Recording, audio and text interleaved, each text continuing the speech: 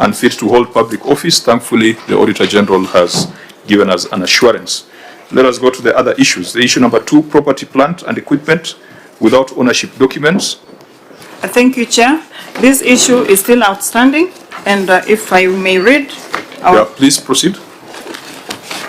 The statement of financial position reflects property, plant and equipment balance of 23 billion as disclosed in Note 26 to the financial statement. However, review of the property, plant, equipment records revealed that there were 218 motor vehicles which did not have logbooks and 878 parcels of land without title deeds or allotment letters. No explanation was provided for the absence of ownership documents for motor vehicle and the parcels of land. Further, the land register indicated that 10 parcels of land had been encroached by illegal settlers and private developers, and management had not taken any action to reclaim or settle the matter, to acquire titles or encroach parcels of land. In the circumstances, the accuracy, completeness, and ownership of property, plant, and equipment balance of 23 billion could not be confirmed. Thank you, Chair.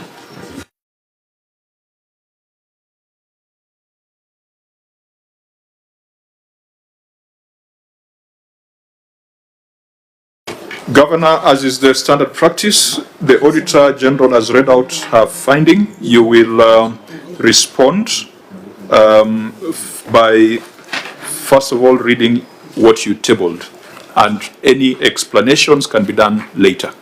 Proceed. Thank you, Honorable Chair. The 218 motor vehicles form part of the 798. Oh, I'm sorry. Honorable Chair, the 218 motor vehicles form part of the 798 total county fleet of both. Sorry, Governor. Sorry.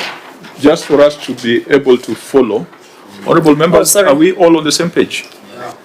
So that's page 219. So sorry, yeah, in future I'll say the page. That's page 219. Page 219. Yes. Okay.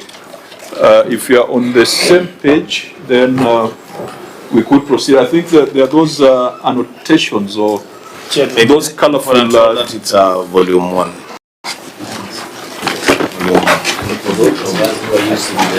Yeah, this is a very unique way of arranging documents. Governor, tell your team when they are labeling the documents. Yes. The annexure number should be the top document. Sure. It is not possible for you to open 2 documents and you see it's volume 1. Let it just be on top for ease of reference. And I've also seen, Chair, for the first time an entity splitting its response. So you can imagine this entire bundle of papers was to respond to that query number 1 that we were dealing with. Yeah, let's look at the substance. The form is foreign, but let's look at the substance. Page 219. Okay, proceed. Okay, yeah. Thank you, Chair.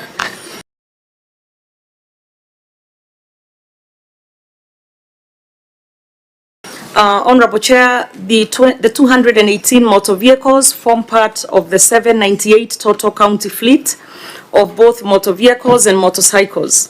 Out of the 798 total fleet, 488 motor vehicles and motorcycles were inherited from the defunct local authority and devolved functions. 245 motor vehicles and motorcycles have formally been transferred to the county government by the IGRTC, leaving a balance of 243. The 878 parcels of land without title deeds or allotment letters form part of the total 1,856 parcels of land in the possession of the county government, classified as follows in terms of the ownership documents.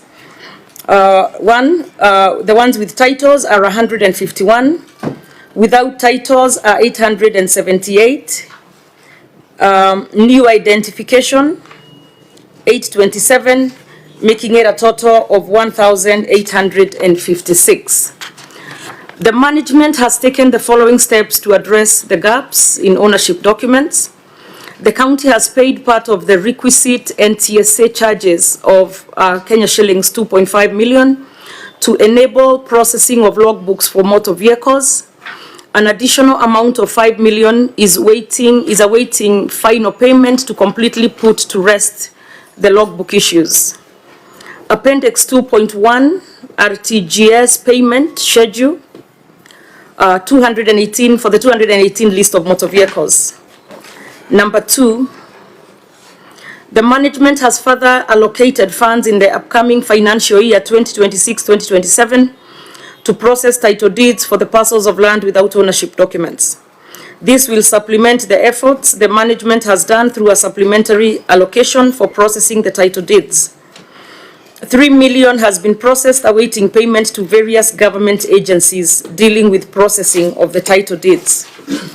Appendix 2.2 is the budget extract and list of title deeds.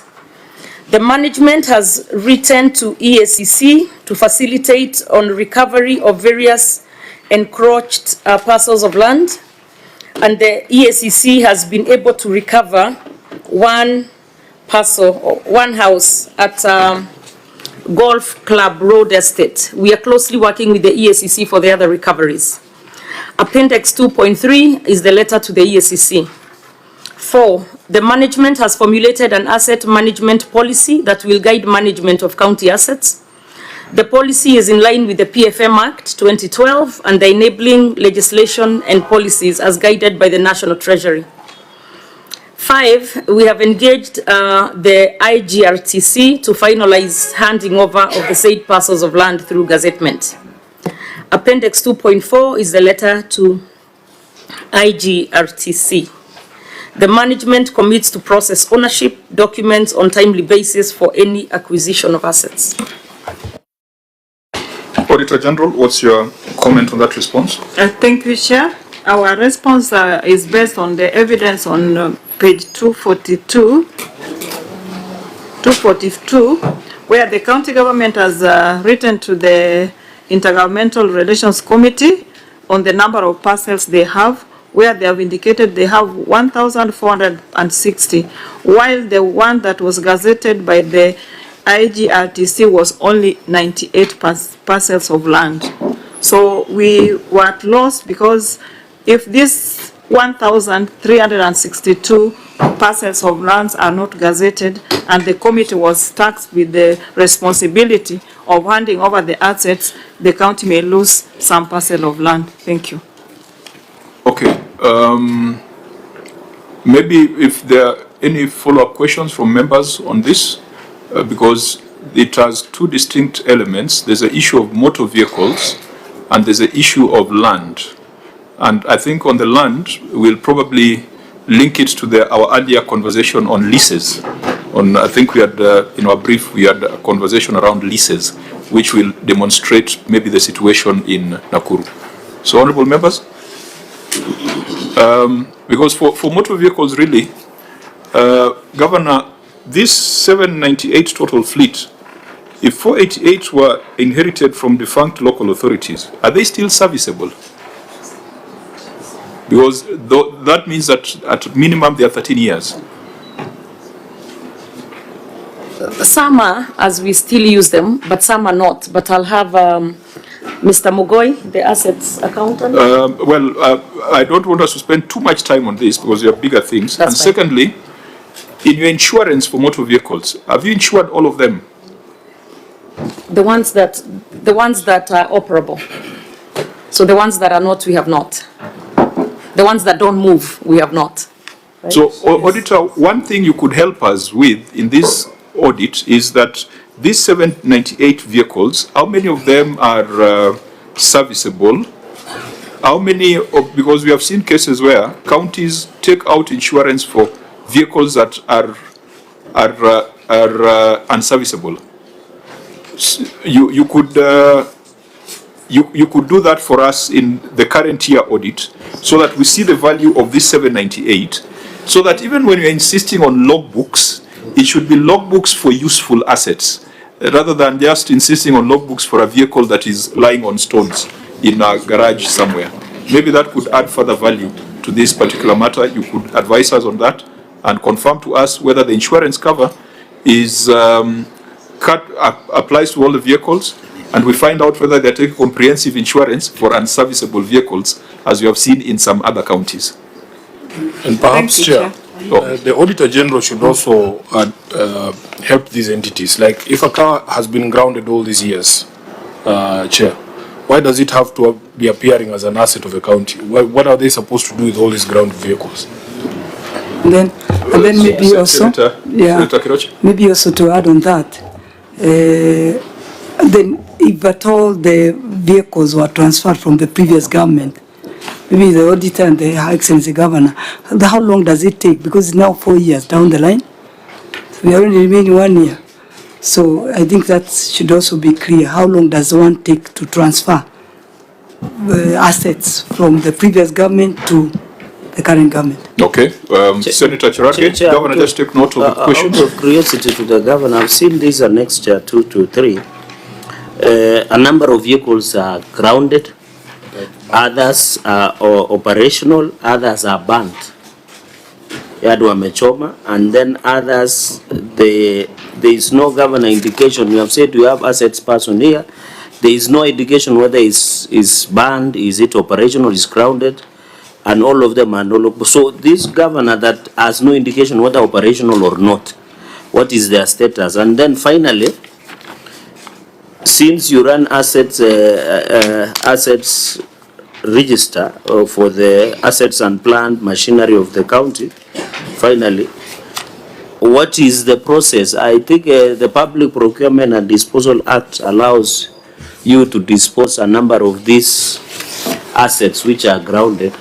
Either you auction them, you sell them, then you can be able to acquire more, because the net effect, if these are not operational due to the jar and most are grounded, you will end up leasing, which means your lease will be expensive in terms of running cost of accounting. So what is the disposal mechanism, Governor, that you have put in place to ensure that they are grounded, they can be disposed of, so that you are able to get value for money and also get other vehicles to operate? So Chair, that is what I wanted that my 3 concerns. Okay, Senator Wambua. 2 issues, Chair. One is just for neatness, Governor. Perhaps maybe I know that it's captured somewhere, but when you talk about 245 vehicles and motorcycles, I saw another reference, 488 vehicles and motorcycles. Perhaps it would have been better if you would have told us which number is motor vehicles and which one is motorcycles. The other concern is related to what my colleagues have raised. On the issue of the grounded vehicles, whether they are, motorcycles and motor vehicles, they are grounded, they don't even have logbook. Are they considered your assets? Because the only document for ownership of a motor vehicle, motorcycle, is a logbook. Are they considered your assets? And lastly, I would be happy to benefit from you, Governor. There are some areas, and the Chair made reference to it, where grounded motor vehicles and motorcycles, people are taking out insurance policies for them. Even they are also drawing fuel for years. Why can't these vehicles be disposed? What's the challenge? I thank you, Chair. Okay, Governor, we have focused more on the motor vehicle question. I think we'll come back to the land question. Or Senator Muruma, you wanted to so that the land question, because we've indicated, or from the query, that the land register indicated 10 parcels of land had been encroached by illegal settlers and private developers. You are using ESCC to recover the land, and you are indicating that 1 parcel of land has been recovered. What is the status of the 9? Do you think there is hope to recover the land? Okay, Governor. Thank you, Chair. Real quick, not necessarily in the order asked, but I think Senator Wambua has asked if we could break it down. From the 488, the motor vehicles are 350 and the motorcycles are 138. But I also want to confirm to Senator Wambua that as Nakuru County, we do not insure the grounded vehicles or grounded motorcycles and would definitely not fuel them. But thank you for the concern.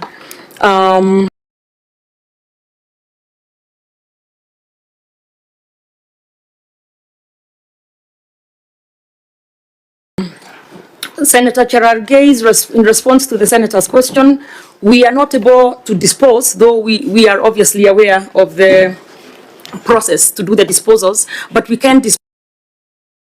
So once we have the ownership, then we are able to dispose. So we are waiting to get the logbooks, and then we are able to dispose the ones that are grounded and that do not move. For Senator Keroche. Okay, a quick one on that, just a follow-up on that. So the ones that you have grounded, have you disposed? No, we have not. We have not. Sorry, through the chair. On Senator Keroche's question on the 4 years to transfer from the previous government, we are actually talking about transferring from the former defunct, that's about 13 years now, about 13 years. So it's not from 4 years. It's not from the previous administration. It's actually from before devolution. But we are in the process, and we had to wait for, we are in the process, and we shall get them completed soon, Chair. Now, Auditor, I think there was a question on why we are keeping them in the assets register despite them being old and unserviceable. I believe with accrual, we are now doing depreciation of assets. So it means that progressively we'll write them down to a point where whichever residual value they would be. Okay. Senator Lelegwe? Chair, when I refer to Annex 2.1, the RTGS that payment for the schedule for the 218 motor vehicles, when I go to that schedule, there are several vehicles that do not indicate the status and the location or the operational status of that vehicle or the location of that vehicle, but it is in the list that have been submitted for payment for logbook. So how do you submit a vehicle that you don't know the location and you don't know the status? Just go to that list, you will see some.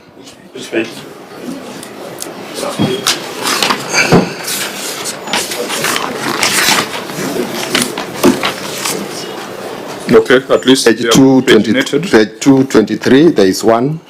The status is not known. Number 9. Then when you go to 224, there is 30, 31, there is 34. Then you go to 25. There are several. Oh yeah, so page 223, you are referring to that row number 9?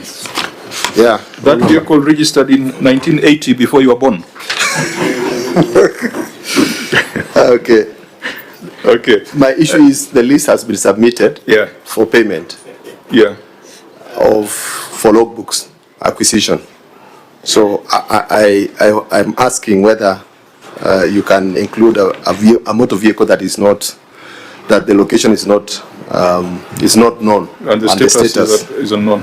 Yeah, and there are several. I'm wondering, there's one that was registered in 1910. Have you seen that one, Governor? 1910.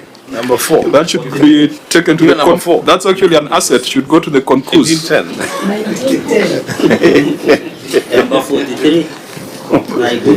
Even number 10 is another. It's at page 228.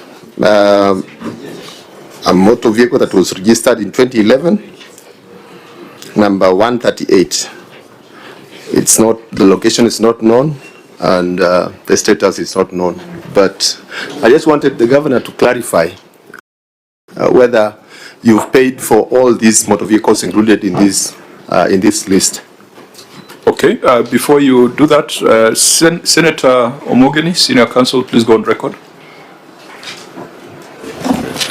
Yes, thank you, Chairman. My name is Okongo Mugeni, Senator of Nyamira, a member of this committee. I'll also be interested just to know what model these vehicles are. There are so many of them, the ones of 1910. At page 224, there are about 3 of them that were registered in 1910. And the governor has confirmed that it has taken us 13 years, Nakuru County, to know the vehicles came to transfer or to know which ones to throw and which ones to register. So I think there is some things are not very clear. Okay. No, I'm not saying throwing. Honorable members, let's get back to this. Came 13 years so that I to do this process. With For this process. Question. Okay. Whether to find out from the governor where we have the Nakuru City County as a full, complete asset register. It will be able to answer what Nakuru has. So maybe the governor can tell us what is the status, so that it is easy to assess. But for the 1910 senior council, you can bring Concordel guns here in Nairobi. They normally have for the old vehicles. Okay. Even though your last question, this would be the subset of the total asset register. So as to that question, this is the answer of the asset register. But Governor, you may make a quick response, because I think we have more substantive issues ahead. This one, we are just doing warm-up. It's okay, Chair. I will hand over to Mr. Mogoi as far as the specifics of the registry. However, I will point again, maybe I wasn't very clear when I talked about the 13 years. It was not that the county government took 13 years to register, but a lot of this stuff is just coming down from IGRTC, the committee, the Intergovernmental Relations Committee, that and previously held by the State Department of Devolution. So as counties, we are just now getting this pushed over or pushed down to us, and now we are doing what we need to do by keeping the full registers. So Mr. Mogoi, you may proceed with the answer.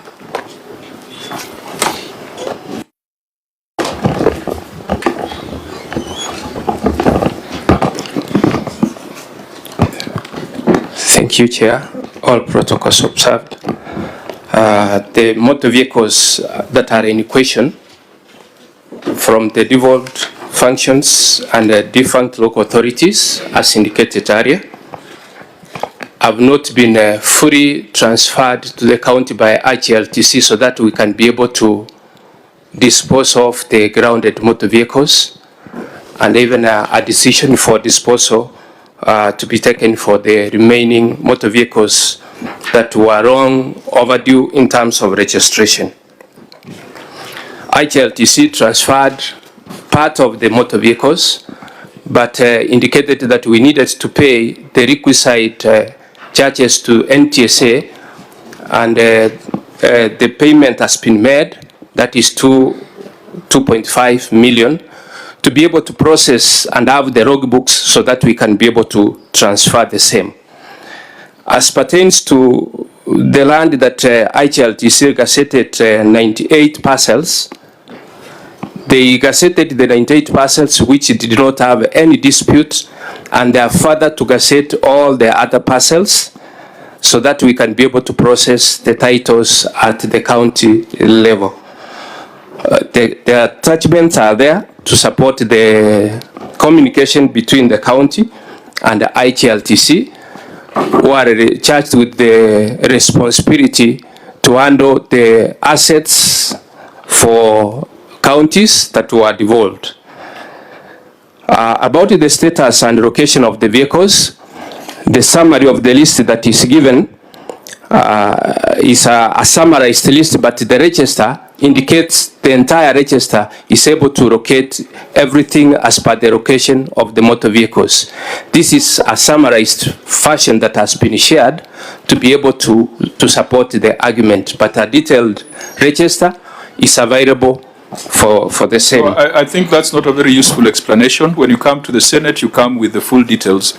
You can't come with a redacted version and say that there's another version somewhere. Honorable members, I wanted to propose that we ask the Auditor General to go back on this particular query, we mark it as unresolved, and ask the Auditor General to look at other dimensions on the number of vehicles that are unserviceable, the issue of insurance, the other issue that one member raised where those vehicles of 1910 are being used on fuel registers.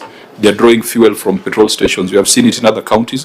Please give us an assurance that those things are not happening, and also give us an assurance that if there's any disposal, it's been in line with PPDA, and if there is any valuation or write-down, it is in line with IPSAS accrual. Maybe you can broaden this query beyond just the ownership documents so that we can look at it more critically the next cycle.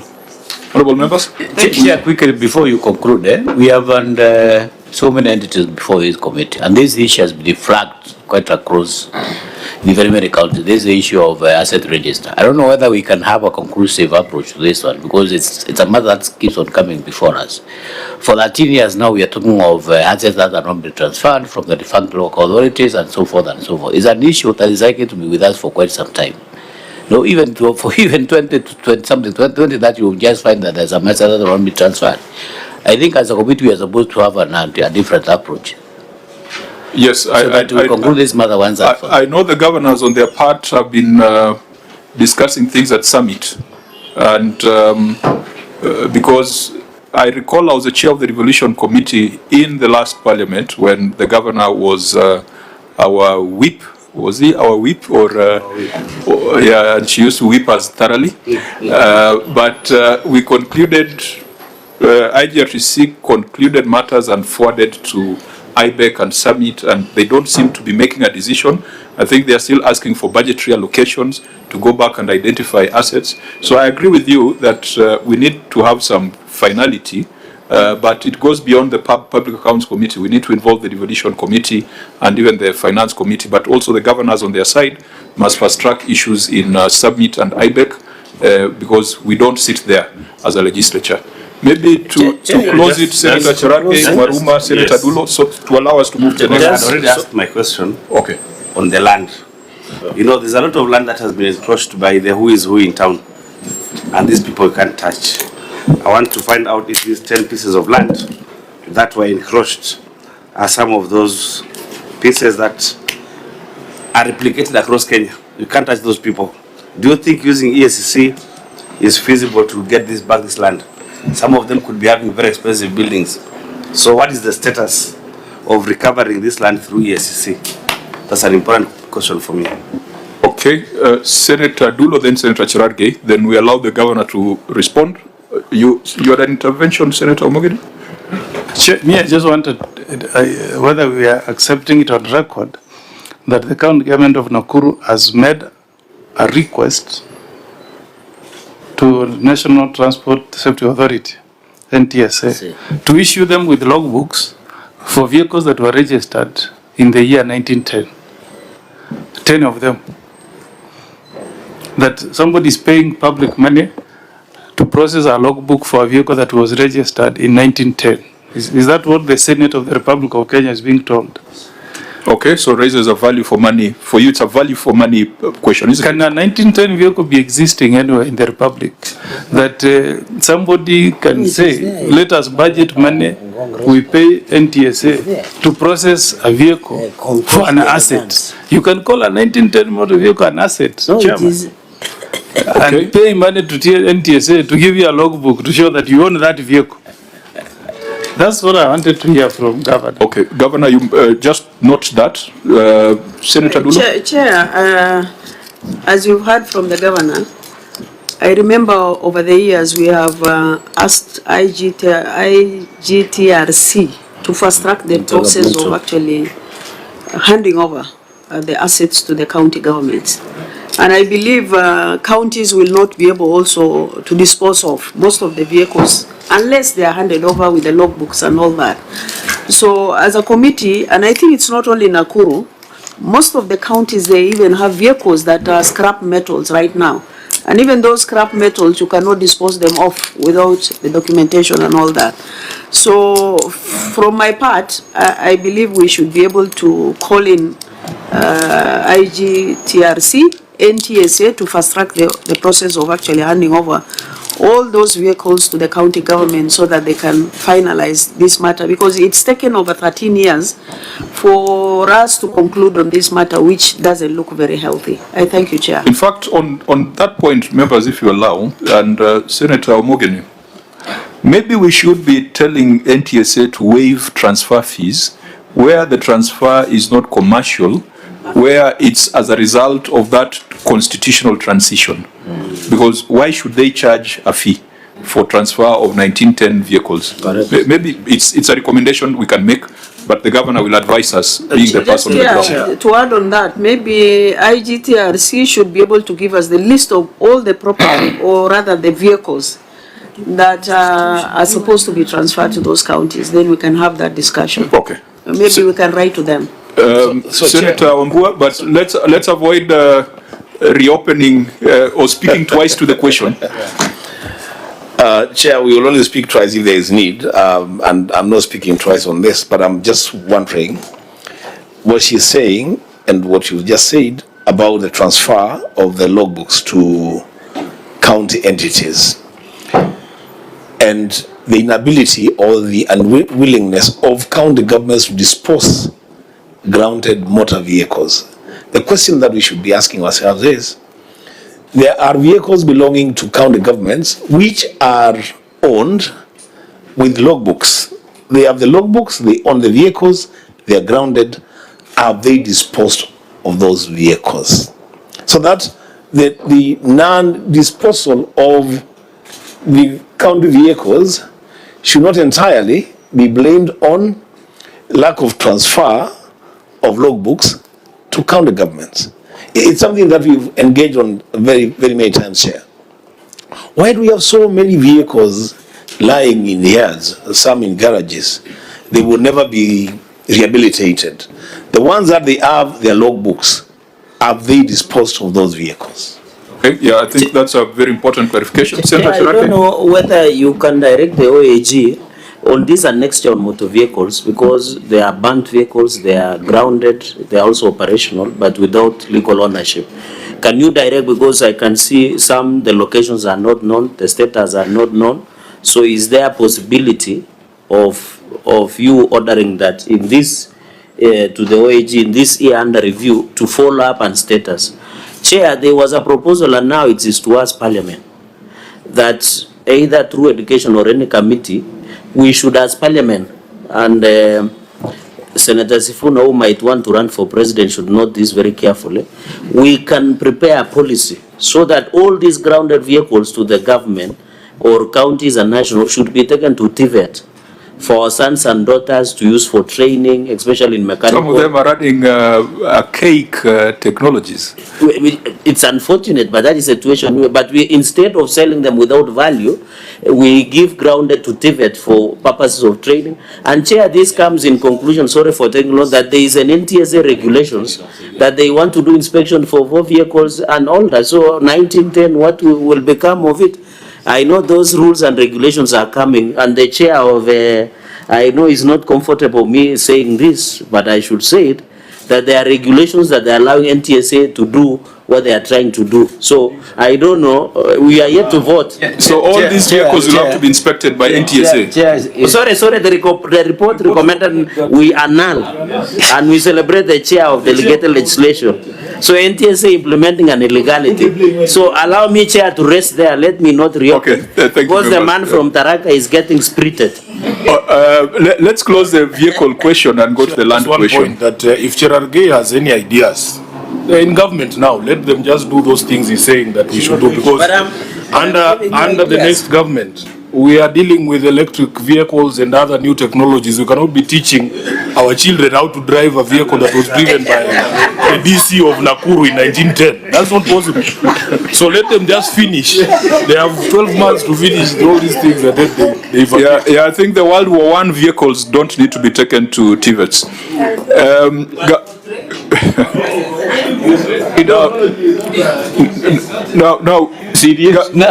Governor, I think make your response brief, because really we are not talking of loss of funds here. We're just talking about prudence in management of resources. Thank you, Chair, and thank you, members. And I like that spirited debate because actually here we have an issue. One, without the logbooks, even if it's from 1902, we cannot dispose. I mean, we just cannot. We would run, we'll be in trouble. We actually, I'm being told that there's a time before my time where they tried to dispose such assets and they could not because there are no logbooks. So one is that issue of the logbooks. Two, for us, we have made a prudent decision based on finances that for the vehicles we have paid to have NTSA get us logbooks.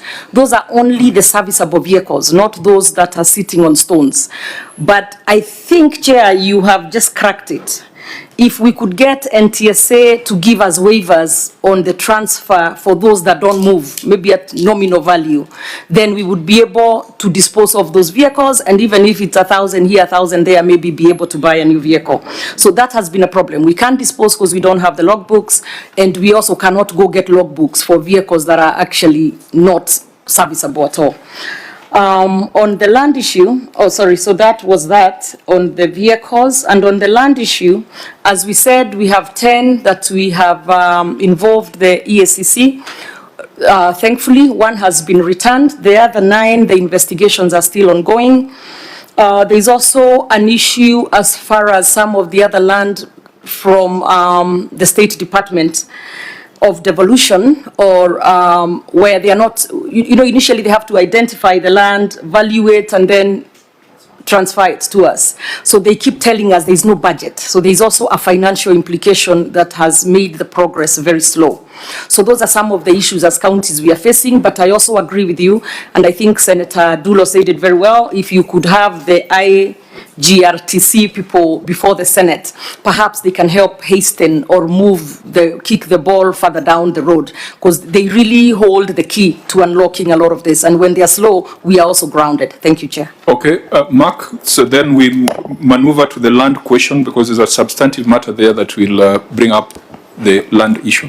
Okay, thank you, Chair. I just want to bring to the attention of the committee that when it comes to the transfer of assets, they are broadly categorized into 2. There's the assets held by the defunct local authorities and the assets of the devolved functions.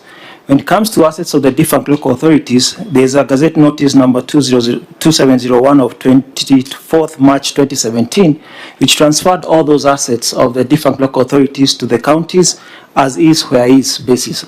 That was done. What is still pending, Chair, is a transfer of national government assets now of the devolved functions like agriculture and health, which were held by the central government then. So, Chair, that's, I think, where we are on that. So on the issue of the motor vehicles, Auditor, keep it in view, broaden it out so that we can establish whether there is misapplication of public funds. Now, coming back to the land question, let's just, so that we base everything on the report that is before us, let us go to the audit finding on closure of Nakuru War Memorial Hospital, because therein there is a matter relating to leases. Perhaps that will now help us to understand the issue of land ownership and transfer in Nakuru. So, Auditor General, it's in the audit certificate is under emphasis of matter, closure of Nakuru War Memorial Hospital. Thank you, Chair. The report is on emphasis of matter number 2, closure of Nakuru War Memorial Hospital. As reported in the previous year, Nakuru War Memorial Hospital sits on a plot number, Nakuru Municipality Block 11/107, that measures approximately 11.25 hectares of also host Nakuru County Referral and Teaching Hospital, Nakuru Annex Hospital, and the State House landfill. The land was leased to War Memorial for 99 years from 1st May 1922.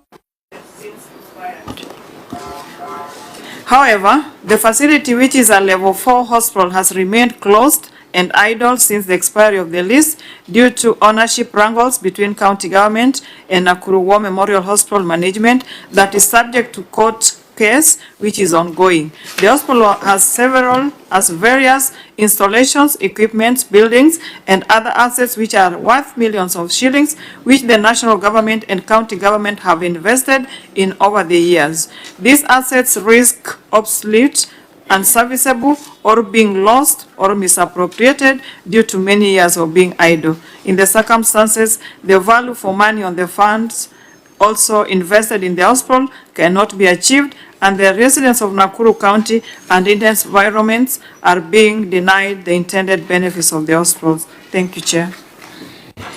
Governor, your response? Honorable Chair, the matter is still active in court.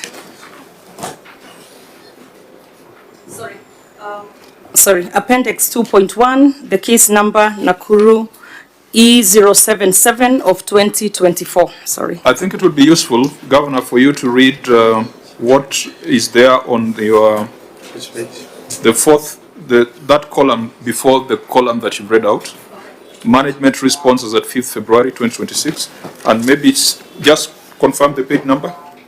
Sorry, page 366. I'm sorry. Okay, just read your first management response and then the steps taken so that we Sure. get the totality. Sorry, Chair. Okay. Honorable Chair, there is an active court case involving the county government of Nakuru and the War Memorial Hospital. There is a court order number E077 of 2024 by the Court of Appeal directing the reopening of the hospital, and a joint committee was formed with representation from the county government and the defendants. The joint committee has since been established as per the court order, and deliberations are ongoing. Appendix 2.1 is the court order, and Appendix 2.2 are the appointments.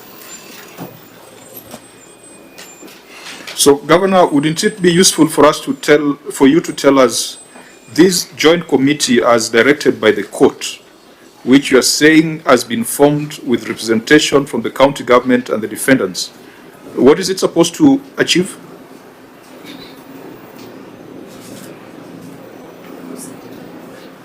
Oh, sorry, may I proceed? Yes. Oh, okay. Yes, the Court of Appeals directed that there be a joint committee between the county government of Nakuru and the defendants for the hospital to operate as the court cases are determined. The committee was formed, and as you can see, we have attached those appointments. However, the defendants declined to have a joint committee run the hospital as we are waiting on the court cases. So that is why there was a gridlock and we could not proceed. And that is where we are right now. What is in contention? What is the crux of the matter? Because when I read the Auditor General's observation, the Auditor General ties it to an expired lease. What are the specific matters in court? I believe there's a civil and a criminal matter. Yes, Chair, as we said, it's an active case, so I can't go into too much detail. However, I will say that there is no lease on that. What they did, they went in, the defendants who have a criminal case that's also active, and forged or fraudulently came up with a lease and then wanted to continue operating with a fraudulent lease. But it is our position that there is no lease and you cannot just forge one and continue operating. They never went to the NLC. We actually went before the committee of the Senate, the Health Committee of the Senate, and that came out. But I believe that soon the issue will be resolved as the court cases have come to an end. They are at the tail end right now. So beyond the legal lease, to a woman who is expectant and needs to deliver and is at the doorstep of War Memorial Hospital, they'll be told there is a matter in court, so you can deliver in the bush? Or what's the situation on the ground? Chair, I'm sure you are aware that there are other hospitals in Nakuru County. As a responsible... I'm talking about that woman who perhaps lives just next to it. Annex Hospital and PGH are next door to it. They share a wall, actually. Yeah. So as a responsible governor who has to take care or is charged with taking care of the public land, I would not feel comfortable just allowing them to continue on fraudulent grounds, which actually they are in court on criminal cases, and just continue because on the flip side, we will say, where will this woman go to? This woman has other options, and because they were leasing it, previously it was a lease from the national government for the 99 years, and the 99 years elapsed. So if you don't have another lease, then go lease another property and continue with the hospital. But you cannot just take public land and continue with it as though there is no crime that has been committed. So members, legalese versus lives, legalese versus Chair, livelihoods. What is astonishing to me is that even from the legal perspective, if you look at the court order from the Court of Appeal at Nakuru, it's a consent order. A consent order by parties. I think, if I remember my law correctly, is that you cannot even appeal it. You cannot appeal a consent order, an order that is issued by consent of the parties. And if you look at the terms of the order, at paragraph 2 there, it is at page 368, Chair. The hospital shall be opened immediately under the joint management of 2 persons nominated by the applicant and 2 persons nominated by the first and second respondents. At paragraph 3, the court repeats itself that the 5 members shall immediately open the hospital with proper management and control over all issues relating to the hospital. This order is from 1st of October 2024, Governor. Doesn't your legal team know what to do when people violate consent orders? What have you done about, if there is a court order that was very clear in its terms, you can't just say that the parties refused and then you roll over and then run to the Senate. That's not possible. There are legal implications of parties who violate court orders. So what have you done to address that as an entity from October of 2024 is what I want to know. Governor?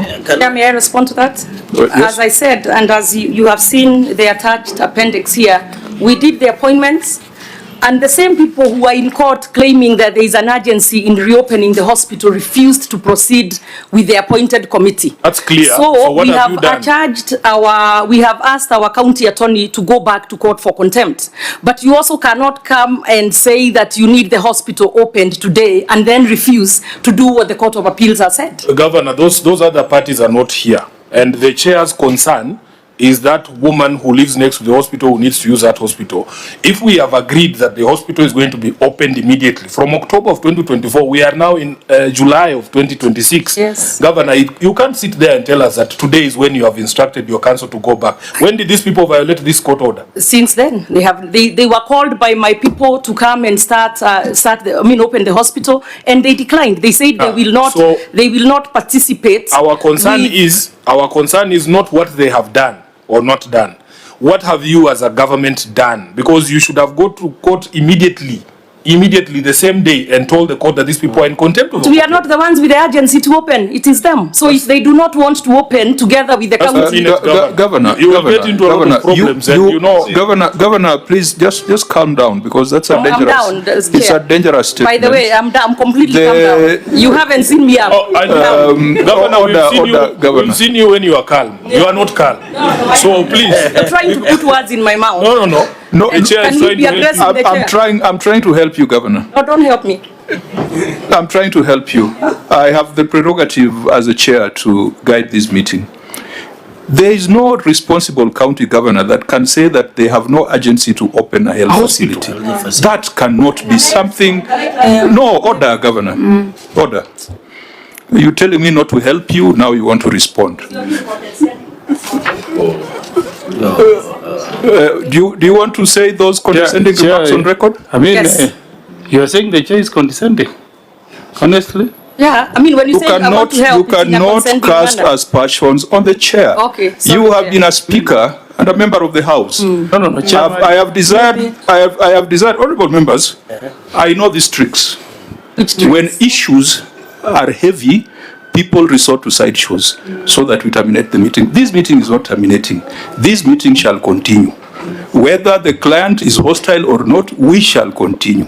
So, Senator Sifuna, please proceed. Chair, the question was very straightforward, Governor.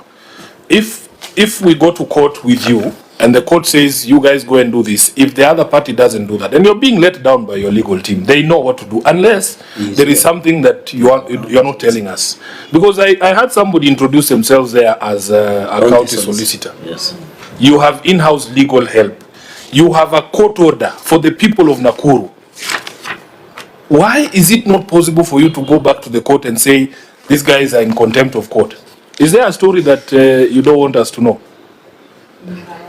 Now, members, let's get the interjection so that, because I do not want an exchange between the governor and my committee. Let the governor take note of the questions, then she will respond. Senator, maybe I can add on what Sivuna was trying to raise, and what the chair is trying also to raise. And I can tell the reason why maybe the governor is so, with due respect, with a lot of agitation, is because whatever she's saying, she's lying. She's lying to the committee as a senator of Nakuru County.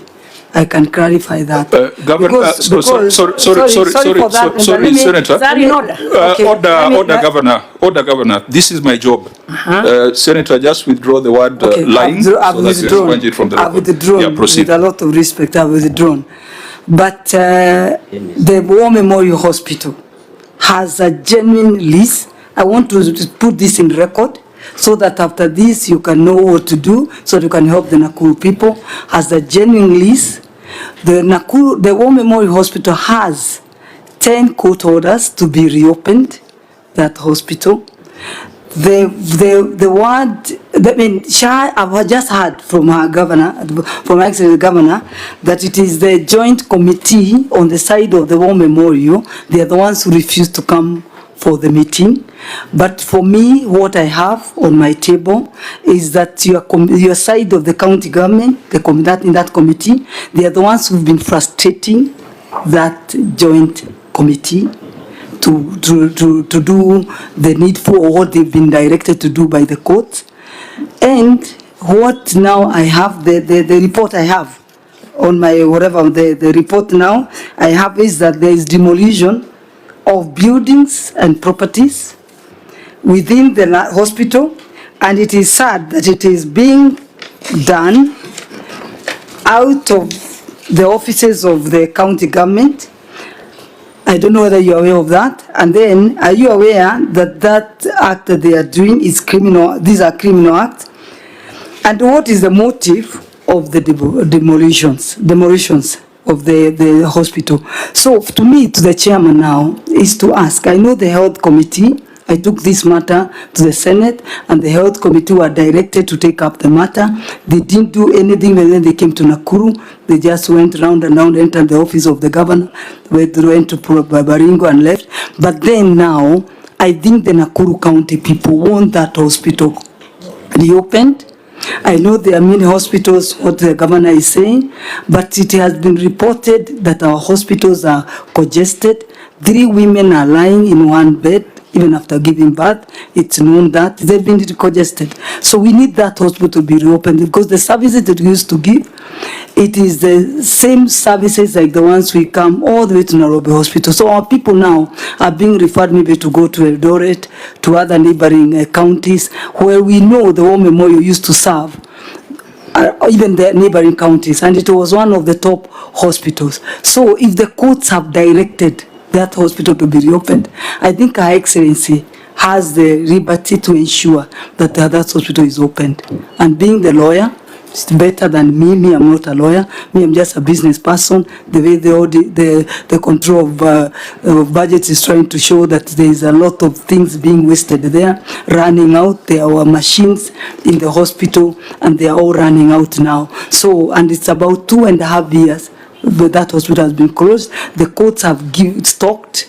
Even the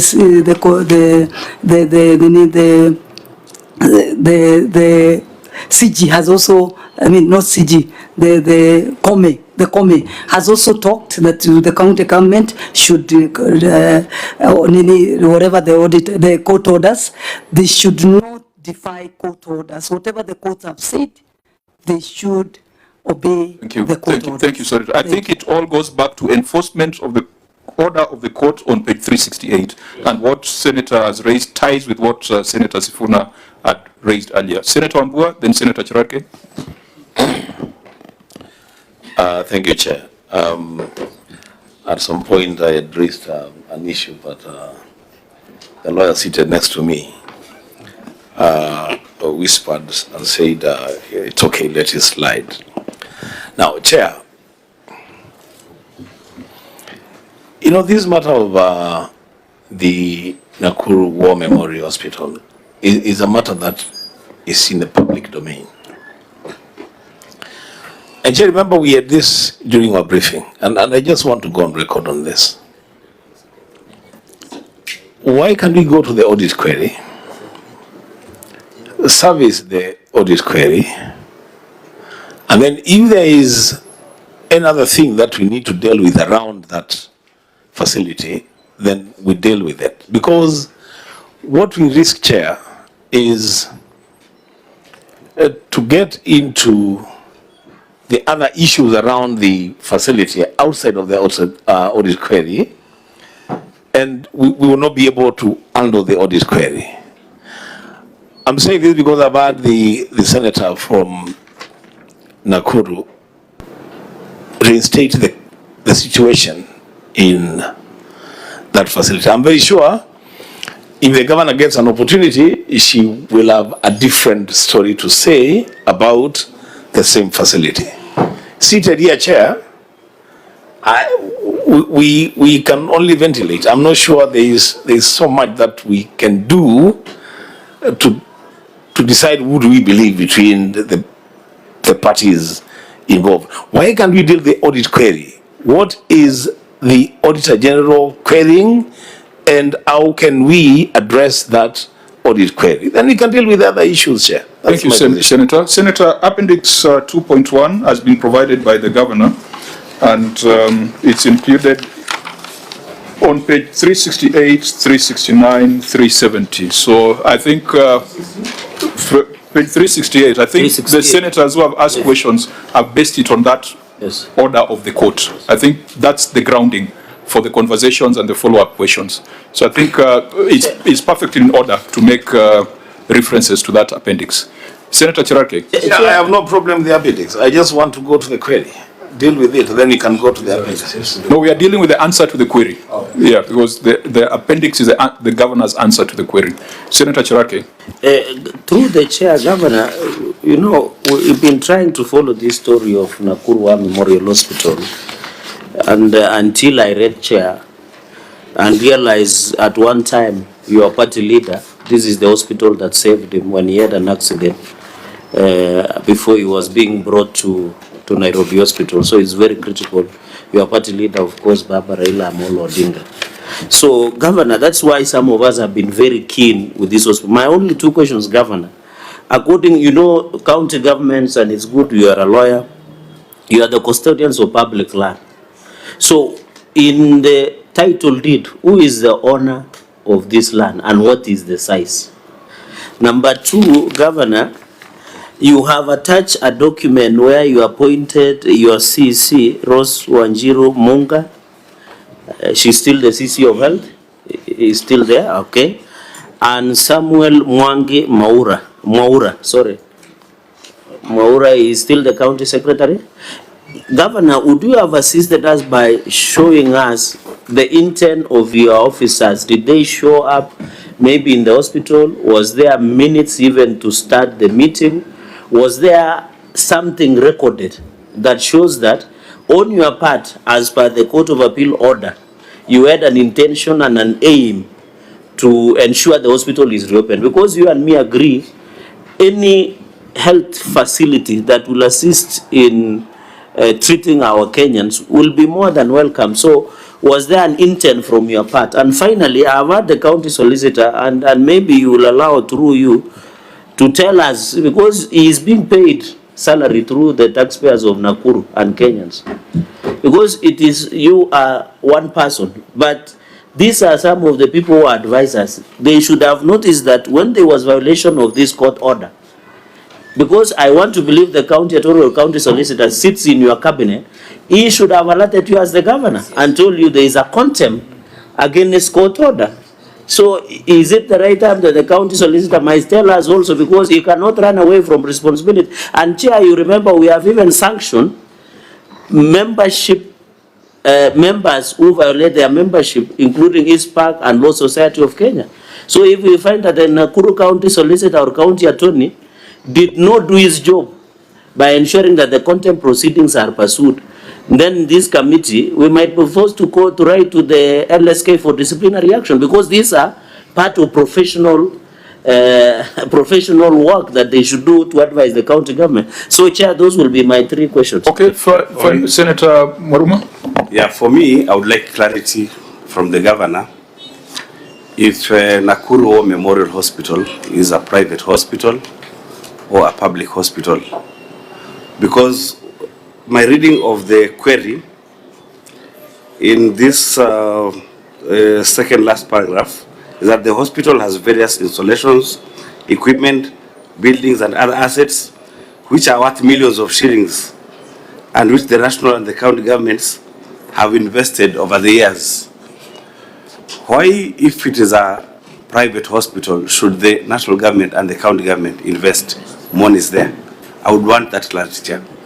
Governor, you may respond to the various issues. Oh, sorry, before you respond, Senator Mogeni, then Senator Gataya. Yeah, Chair. I'd like to know from Governor. This matter was in court on 1st of October, 2024. Yeah? And the court directed that parties were to appear in court on 7th of October, 2024 to confirm compliance. And the third directive was that this matter was to be heard before the High Court and be concluded within 60 days. Meaning, Chair, that even the High Court appreciated the urgency of this matter. And we know our health facilities are really not able to meet the demands of Kenyans. And I mean, if you really have the interests of your people, you will understand that we don't have enough medical facilities. So from this date, 1st of October 2024, you appeared in court formation, no compliance. 60 days for the hearing of the matter is over. We are now in July 2026. What has the county government done to ensure that this matter is concluded one way or the other? Okay, Senator Gataya. Chair, we are treating two conflicting statements that Memorial Hospital as a genuine lease away from the one that expired of 99 years. Then we have another statement that tells us that that lease was fraudulently acquired. So I don't know which one we are supposed to consume as a committee. Those are two conflicting statements. Okay, if I were to give directions, we have already been informed that the criminal proceedings are on the validity of the lease. So to go into it will be sub judice. So we'll set that aside. It's a matter that is before the courts for determination. Senator Adulo? Chair, we are really taking a lot of time on this matter. And the concerns raised by the Auditor General is on the value of the land, or value for money, which I believe genuinely, even if the land was allocated by national government then, right now it is owned by county government. It's important to pursue that matter to get a consideration on the property that is in hand. Number two, we have also to look at the service delivery, which is also critical. Of course, looking at the population of Nakuru. I think Governor should tell us how far she has pushed on the matter of the decision of the court, because there is contempt of court in this particular matter. If she gives us evidence, then we can be able to give our way forward as far as Auditor General report is concerned. I thank you, Chair. Governor, you may respond. Thank you, Chair. Thank you, Chair. One, I still hold my position that we did what the court had asked us to do, which was appoint members to this joint committee. And the county did that, and you have seen the attachments. But I am also saying, I'm also saying that the defendants have frustrated the reopening of the hospital jointly because they feel that it should be just them running the hospital. And again, I still hold my position. Health is devolved. That land, the lease expired. We have a new constitution. the land reverts back to the county. Number two, there was a question as far as how big that land is. It is 27 acres and also includes most of State House, Nakuru. It was part of that title. So we have that landing area for State House. We have another of my public hospitals, the annex hospital, that's on that title as well. So I will not sit pretty and not fight to make sure that the land reverts back to the people of Nakuru County. So that's important. The cases are still going. I am told we are almost at the tail end, so the determination should be coming here soon. We did go in front of the Senate committee, and if I am not wrong, the Health Committee, I believe Senator Omogeni sits in that committee. The Nakuru senator has also claimed that when they came to my office, the issue disappeared. Well, we have one of them sitting here, so he may know or may not know. So I don't know what that implication of that statement was. Yeah, Governor, let's just restrict ourselves to the audit issues. Sorry. Yeah, I was responding. You know, Chair, these are serious issues that have been raised, so I need to respond. So as far as talking about 3 women lying in the same bed, it is not true. But sometimes we like to throw things out there, because especially health, some people feel that it's more emotive. So if we come up with imaginations, then maybe it's gonna stick. So at the end of the day, I am just disappointed, and I will say it, that the senator of Nakuru is holding brief for criminals in a criminal case. Order, Governor. Governor, order. You cannot make those kind of allegations on a senator sitting in the Senate. You know the rules. You've been the Speaker of a House. Can you withdraw those comments, Governor, that the senator of Nakuru is holding brief for criminals? That cannot be accepted. But luckily she's here. She can say yes or no. Order. I am the chair. Order. My duty is to enforce order. Governor, you will withdraw those comments that the senator of Nakuru is holding brief for criminals. When she called you a liar, I told her to withdraw. Please follow suit and withdraw so that we can proceed. Okay, she's holding brief for the defendants. Is that better? Governor, please just withdraw. I didn't ask you to paraphrase. I asked you to withdraw so that we can proceed. This is a house of order. Okay. I will not accept any member here or even you, Governor, being accused of illegalities. I will defend and protect you. I will defend and protect my senators. Please go on record. If I can substantiate. Please go. You want to substantiate? By her own statements. She's holding brief for that instead of for the public land. So it is your view that you want us to spend this session on substantiation of your allegations? We can. It is not a useful application of the time of the Senate. It's not useful, but I was ready. Because you also said I'm saying that so we can close down the meeting. I can be here until 6, substantiating. Governor, but it's okay, I will withdraw. Fine. Now you can proceed. For criminals, I will withdraw. Now you can proceed. Okay. So, Chair, maybe some of it may say, some senator may say I'm agitated or that we are bringing sideshows. It is not sideshows. It is just I feel very strongly that as a governor of Nakuru County, it is my duty to make sure that public land is not fraudulently taken by people and then come back and say because it's a hospital we must let them continue. So yes, we have. Our county attorney has been instructed. The rules of sub judice in the standing orders bar us from discussing matters that are substantively before the courts. Yes. The issue of ownership, the issue of legality of leases is part of the criminal proceedings in court. Yes. Let us not discuss them. Let me guide you that come back to order number 7, order number 6 and number 7 in the order that you have attached. That was a question asked by Senator Omogeni. Yes. Let's address that. At least that is safe ground. And, that will not make us go sub judice. I agree, Chair. And in fact, at the beginning, if you recall, I had told you I actually should not be responding to this because it's sub judice. No. What is before us is not sub judice. The order of the court is not sub judice unless you confirm that order number 6, unless you tell us how order number 6 and 7 were implemented.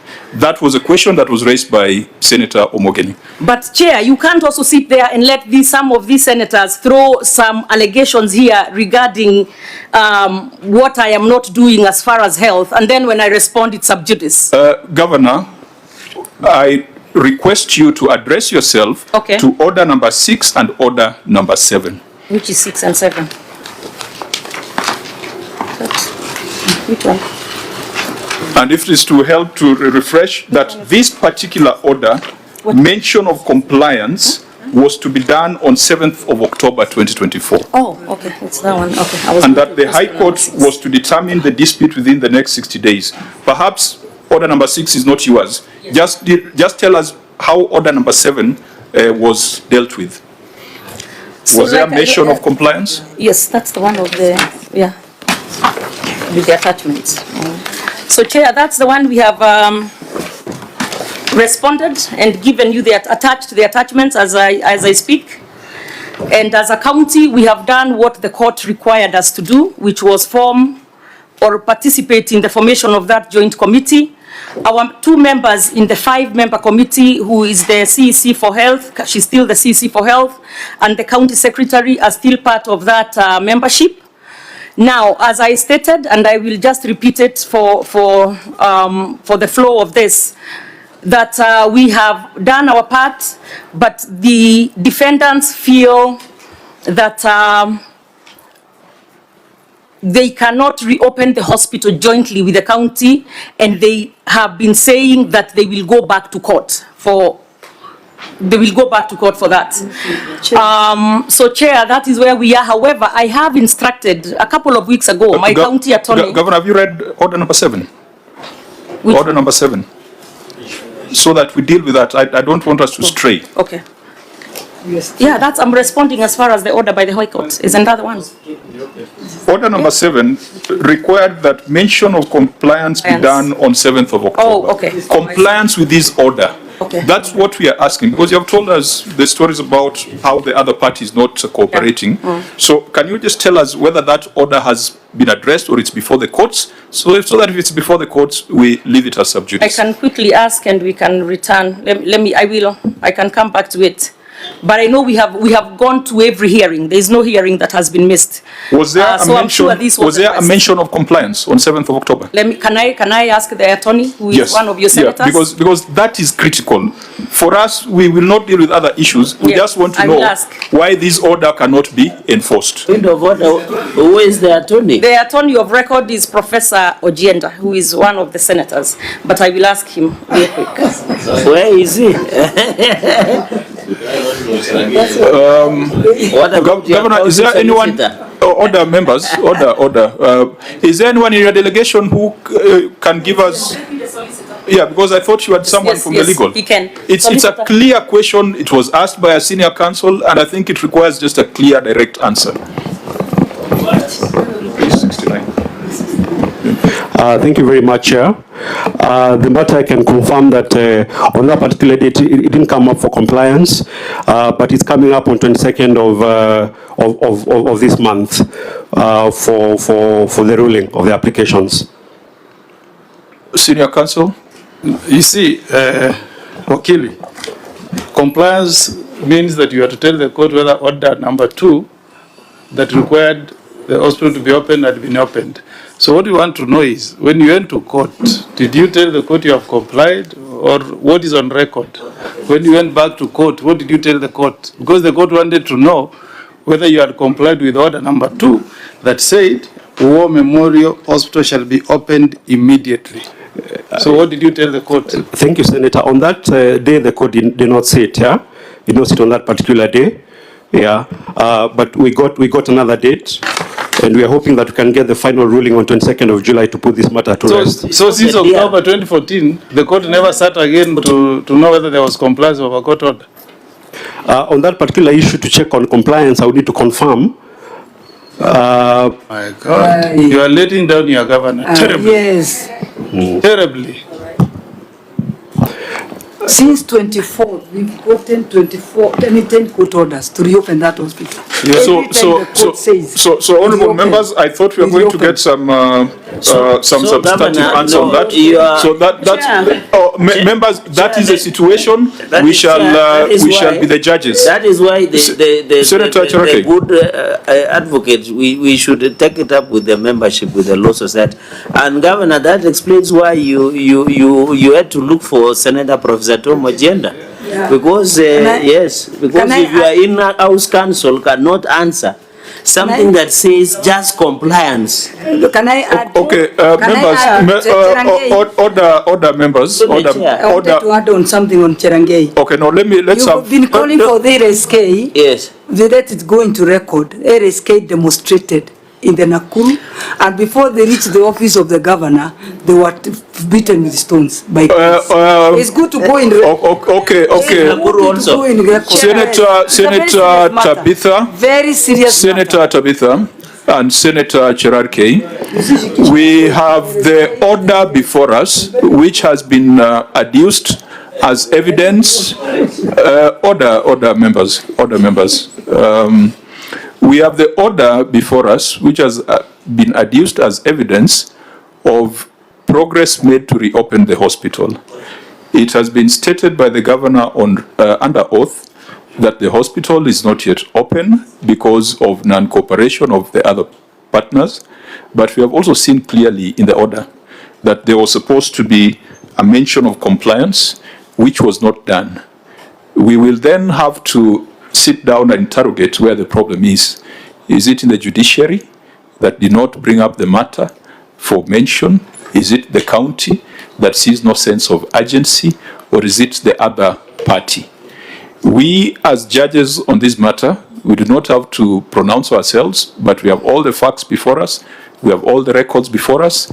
Let us restrict ourselves to the issue of value for money. Let us restrict ourselves to the issues of public interest, and let's allow the courts to deal with the issues of ownership of land.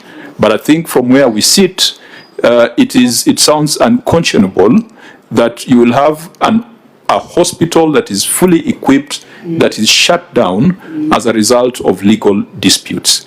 That is not prudence. That is not the definition of prudence as per the Constitution and as per the PFM Act. So, members, we can leave it at that. Let the citizens of Nakuru be the judge on who is at fault on this. Senator Cherarkei. I thought the issue is about lease, but not ownership of the land. I thought that should come out. Members, we benefited from the earlier brief. The question of lease and ownership is an active matter in court. Okay. So we leave that for the courts to determine. I think the matter that we can address is value for money and prudence in application of public resources. Now, members, can we make some progress? Yeah, may I? Just one minute on that. Because I did say that I will ask the substantive attorney on the case. And I have the answer that actually they were in court yesterday. And we have closed our case. So we have completed our part. The issue of compliance is a substantial part of the trial. So even by discussing it so much, it's sub judice. And because the case has come to an end, and as you have heard, the ruling is on July 22nd, I think it would make sense to wait and see the outcome of the case then, because it's been a lot of litigations. There's actually a lot of cases pending based on this, but this is the main case. But just for the record, as I conclude, the same cases, the same issues happened in Machakos and Kakamega, where such hospitals were such people tried to fraudulently take these hospitals. So Nakuru is not unique, and we shall not give up on fighting for the rights of Nakuru people. We shall give specific recommendations for Nakuru County, because that's the entity before us. Honorable members, I want us to move on to the other residual matters. We had come from the motor vehicle ownership to the land ownership, and we came to this matter of Nakuru War Memorial. Now, let's go back to the other issues of numbers. Auditor General, you had flagged unaccounted disbursements to another county fund. You had advised that the 1.96 billion queried there has now been accounted for? Yes, Chair, that one has been accounted for, but we combined it with the question number 8. That's what's talking of lawfulness of retaining monies for the public facilities, non-compliance with the Finance Act Okay, so for avoidance of doubt, and for those who do not have the documents before us, the 1.96 billion were transferred to which entities? Public health facilities. And have these public health facilities prepared their financial statements? They prepared financial statement. Chair. So they will be subject to audit? They had already submitted the audit, and we have verified the bank statements that the county provided, and we traced how the money was disbursed to the facilities. Okay, so then we look at non-compliance with Facility Improvement Financing Act. You can read your finding.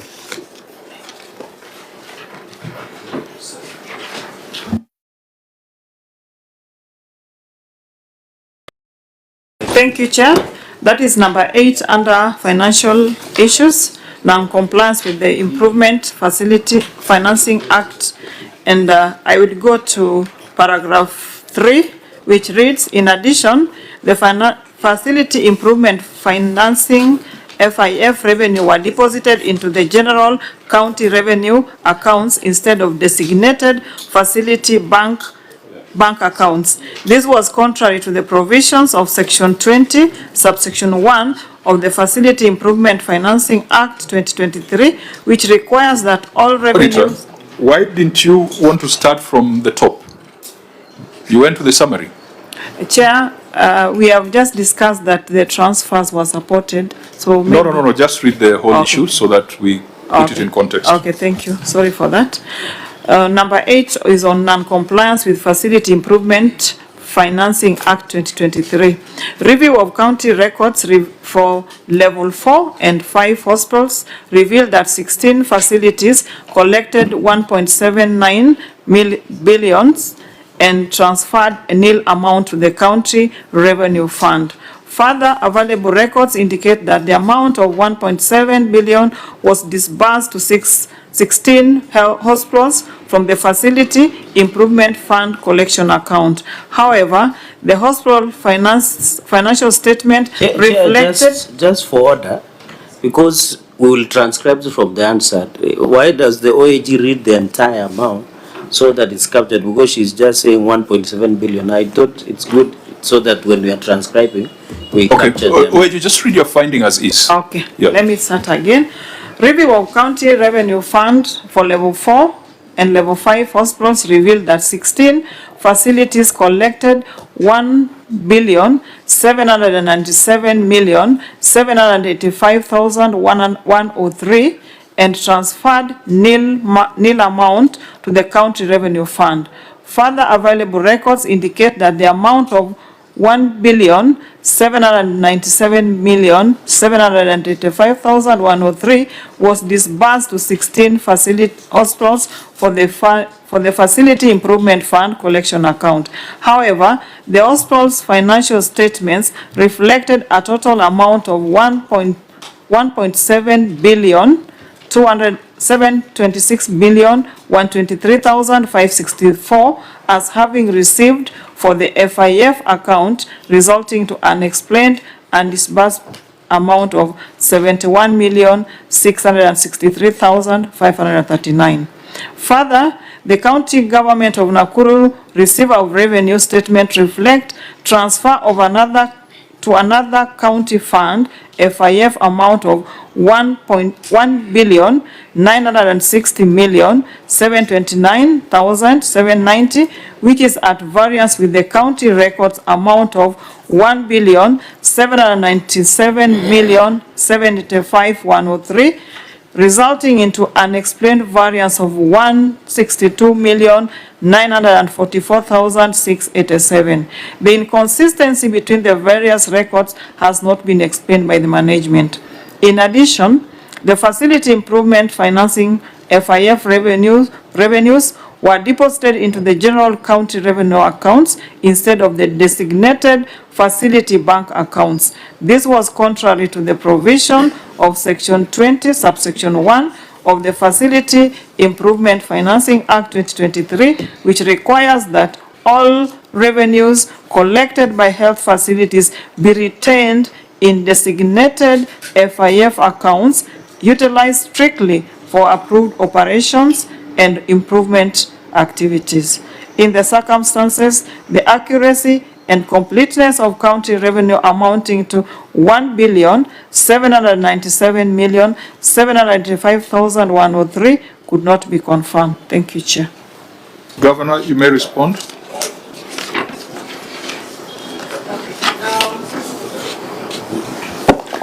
Honorable Chair, we submit that the amount of... Sorry, again, since we are working a bit, we are not going page by page, just read out the page number so that members can be there. Sorry, it's page 329. Honorable Chair, I'll let them find it.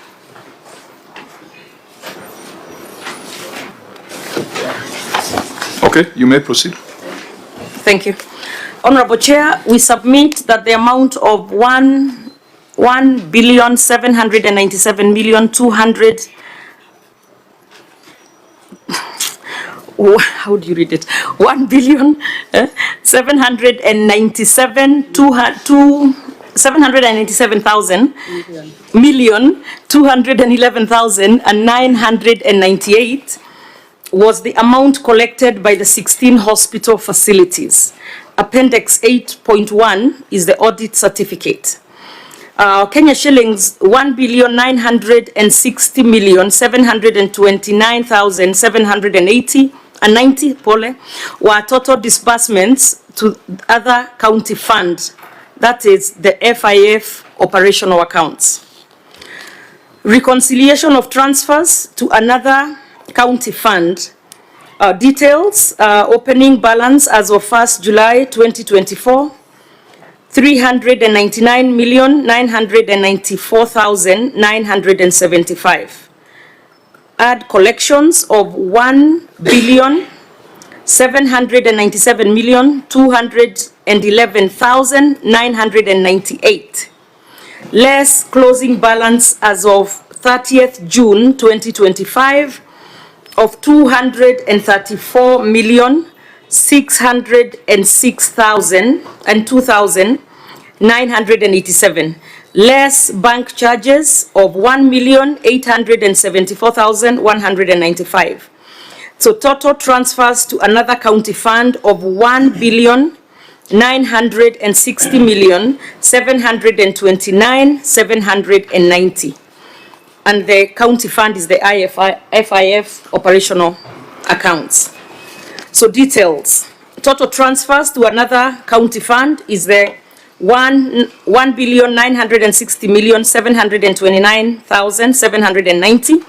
Less collections, 1,797,211,998. And the variance of 162,944,687. That is Appendix 8.2, analysis of the reconciliations. The management has taken the following steps: prepared and submitted a reconciliation statement to the auditors for verification. Appendix 8.3, forwarding letter of management response. Auditor General, the unexplained and disbursed amount of 71,663,539, has it been explained? Yes, Chair, this has been explained because at the close of the financial year, the various hospital facilities had a closing cash book balance, which was not taken into consideration during the reconciliation. And when we reconciled with the reconciliation, they are provided, the issue has been addressed. The unexplained variance of 162,944,687, has it been addressed? Thank you, Chair. This one has been addressed because this receiver of revenue statement was projecting the analysis from the receipts that were in the system, but the money that was transferred to the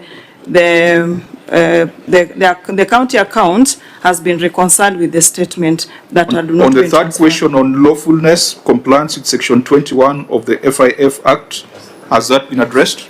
Chair, this one is what is pending because the Act is, the Section 20 is very clear that each facility should retain all the monies that they collect and to be approved for operations for the improvement of the activities. Governor, you may want to make a comment on that because the first two issues have been addressed. There is now the issue of compliance with Section 20 of the FIF Act. Well, thank you, Chair. I'll hand over to my CEC Finance. Proceed. And for answered purposes, just restate your name and your designation. Stephen Jogo, CEC in charge of Finance and Economic Planning, Nakuru County. Since March of 2025, we are in compliance. We opened the FIF Nakuru County FIF Revenue Collection Account, and at the same time we opened Nakuru County FIF Special Purpose Account at the CBK. So you have complied from March 2025? Yes. Auditor General, from March 2025, no, that's outside your current scope of audit. Chair, it was during the time they were closing the financial year, but I think being that they have opened it at Central Bank, we'll include it in our books in the So you can keep that in view and advise us on whether they've complied with the Act. Thank you, Chair. Honourable members, we can come back to payables.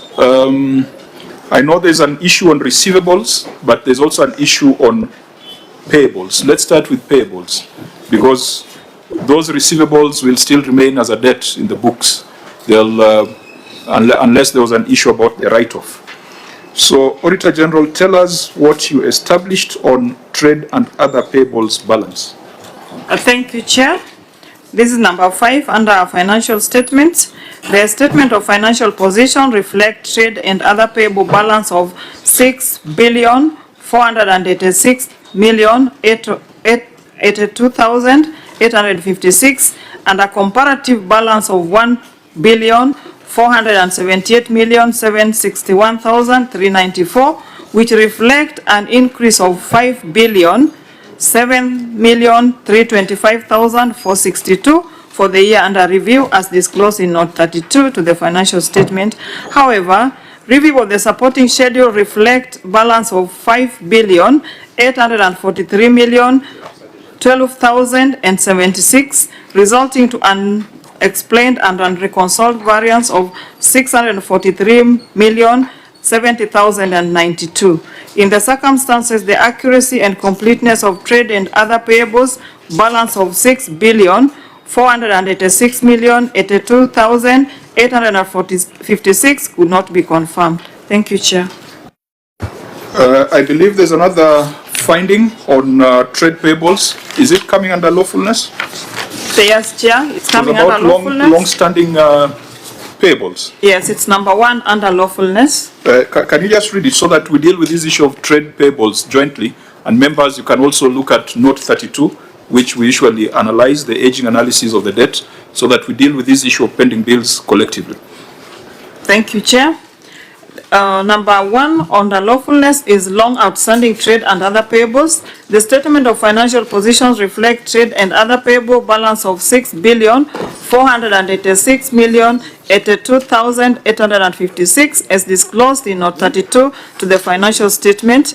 However, review of age analysis revealed that there was a balance of 1,478,761,394, or 23% of total payables have been outstanding for more than 1 year.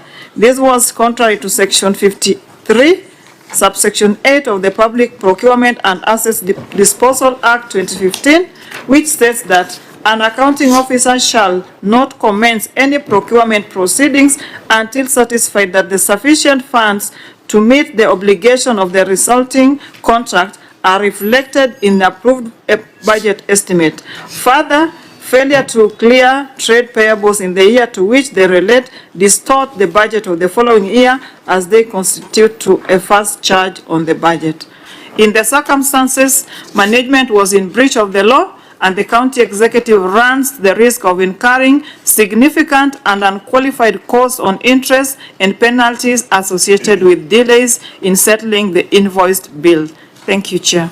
Okay, Governor, we have handled 2 queries, but they relate to the same matter, trade payables. So maybe you first deal with the issue of the 5 billion growth in trade payables in 1 year, and then you go to the other matter of trade payables worth 1.478 billion that have been outstanding for more than 1 year. Thank you, Chair. To the members and everyone, it's page 309, the first one. 309. Honorable Chair, the variance amounting to 643,070,092 relating to grants and transfers to other entities was not reflected in the trade payables schedule, but it was appropriately recognized and disclosed in the statement of financial position. The management has taken the following steps. 1, the trade payables schedule figure of 5,843,012,764 has been adjusted to incorporate the variance of 643,070,092, hence reconciling with the statement of financial position figure of 486,082,856 as per the schedule provided. Appendix 5.1 has the reconciliation statement. In addition, management has undertaken several capacity building workshops for accountants to strengthen technical competencies, particularly in the application of IPSAS 33 and other relevant accounting standards. Appendix 5.2 has the IPSAS training. I go straight through to the next. Maybe we can ask questions on this, then we go to the other one of the aged debt. Auditor General, does that response address your concern?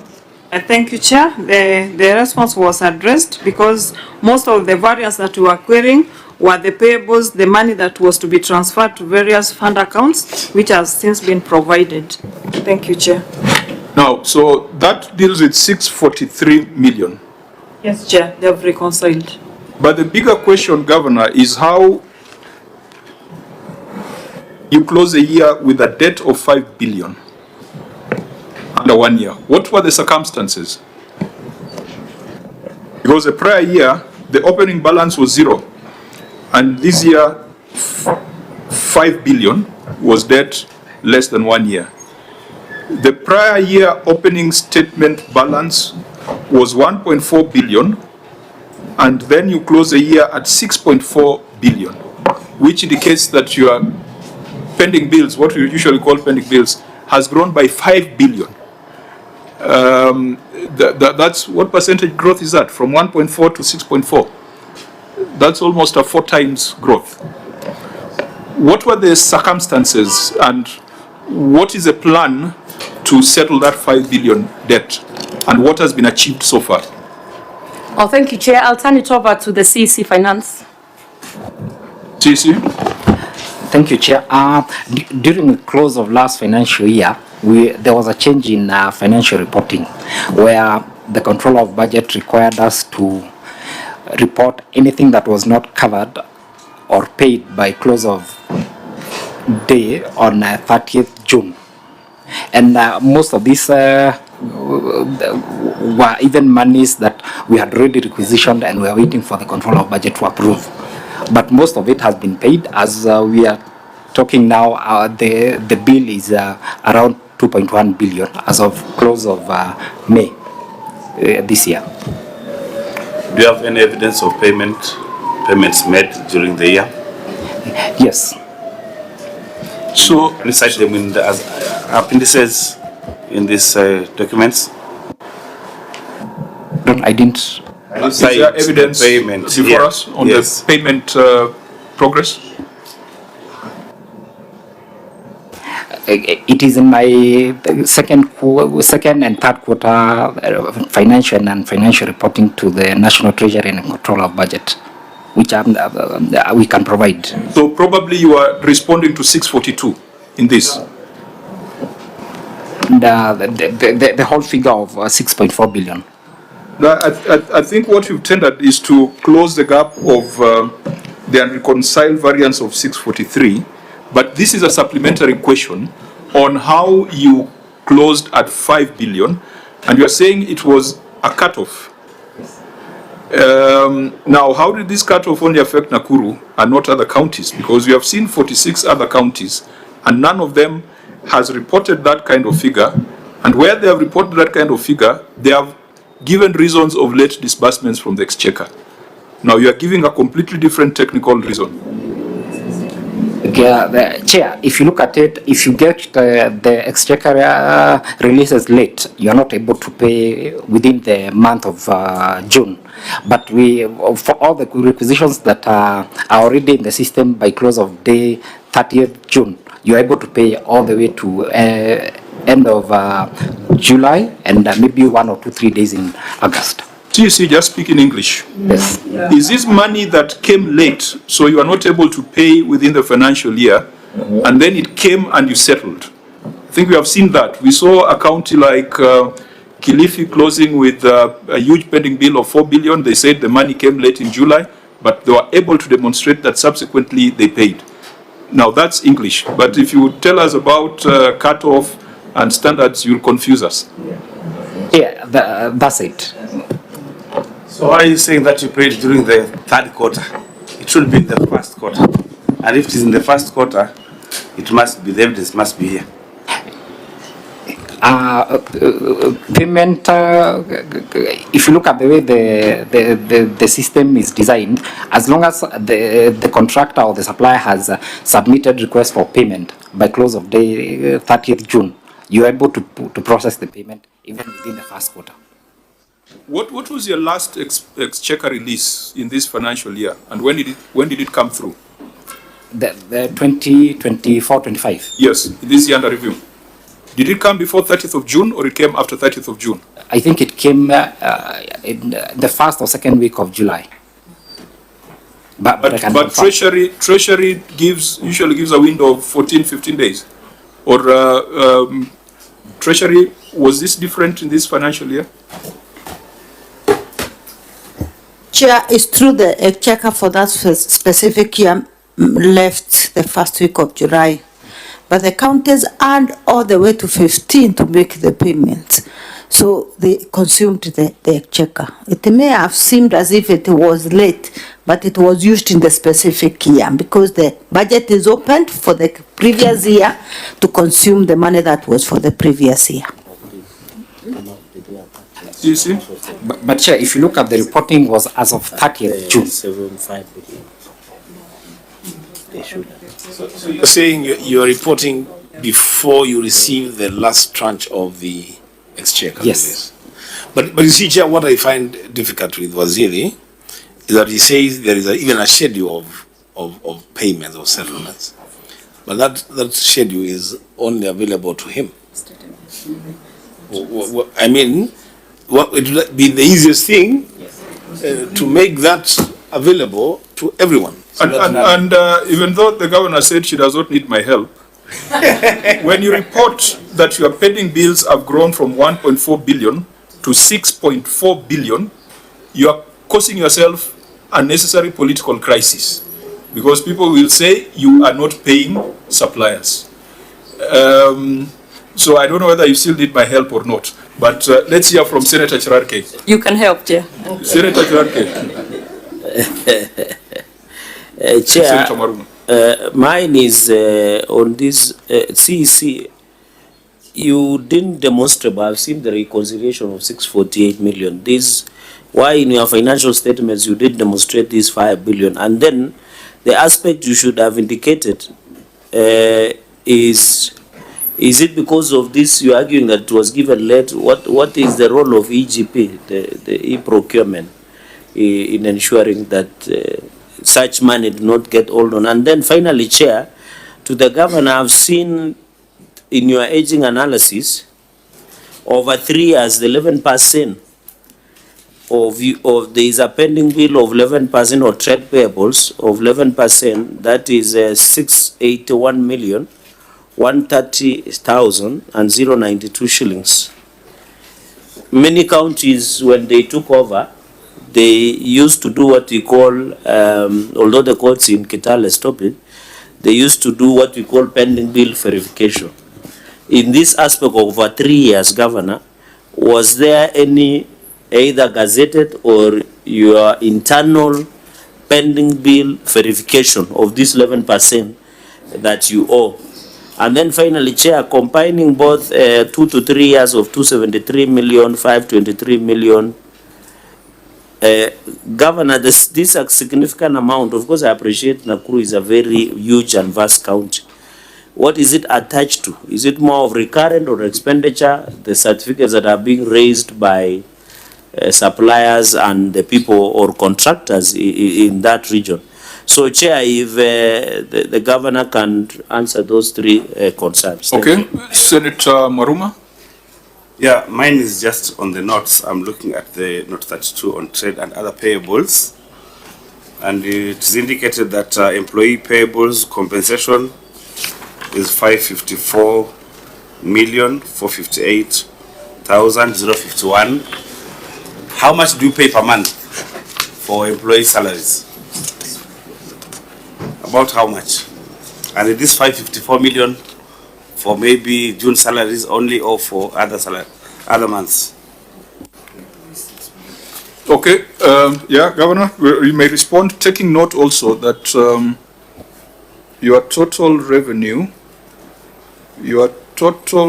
for that year was, Auditor General, can you help me to get the actual number? I know it was contentious when you are computing the fiscal responsibility. What was the total revenue? That one is on page 1 of the financial statement on financial performance. It is 15 billion 593,236,618. 15 billion. 15 billion, yes. 15 billion. Out of the 15 billion, 6.4 billion are debts. That's what the financial statements are telling us, isn't it? Auditor General, is that the right interpretation? Chair, no. What is the interpretation? Because you have trade and other payables of 6.4 billion. This 6.4 billion, I think it includes even the previous carried forward trade payables. Correct. You have 15 billion for the year, but you have 6 billion in debt for current and prior years. Isn't it? Because the accountants must speak to the public. The standards and the reports must speak to the public. We must reduce it to a language that the public understands. So, Governor, there have been many questions from my colleagues. You can respond to them. Okay, I'll say it in general, and then if there are specifics, I'll turn over to my people. One, that's a good question on the 6 billion or is it 5 billion? Part of that is salaries, because when the money comes after June 30th, it is paid the next financial year. So it would look to you like a pending bill, but it's truly not a pending bill. It's just salaries. The cutoff of June 30th then messes with that. I think that was the first year of accrual accounting. And then part of the other stuff, part of that bill, my salaries, by the way, I think a senator asked that, is about 600 million or about $500 million per month. And then part of that money too is requisitions for suppliers after the cutoff of June 30th. So a lot of it is then processed and paid within the month of July of that, because also our money comes in late.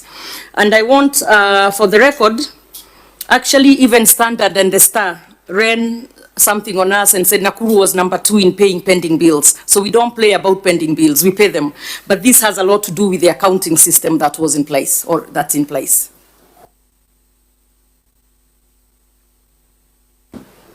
There were some questions by Senator Cherargei on the breakdown of the aging of the debt.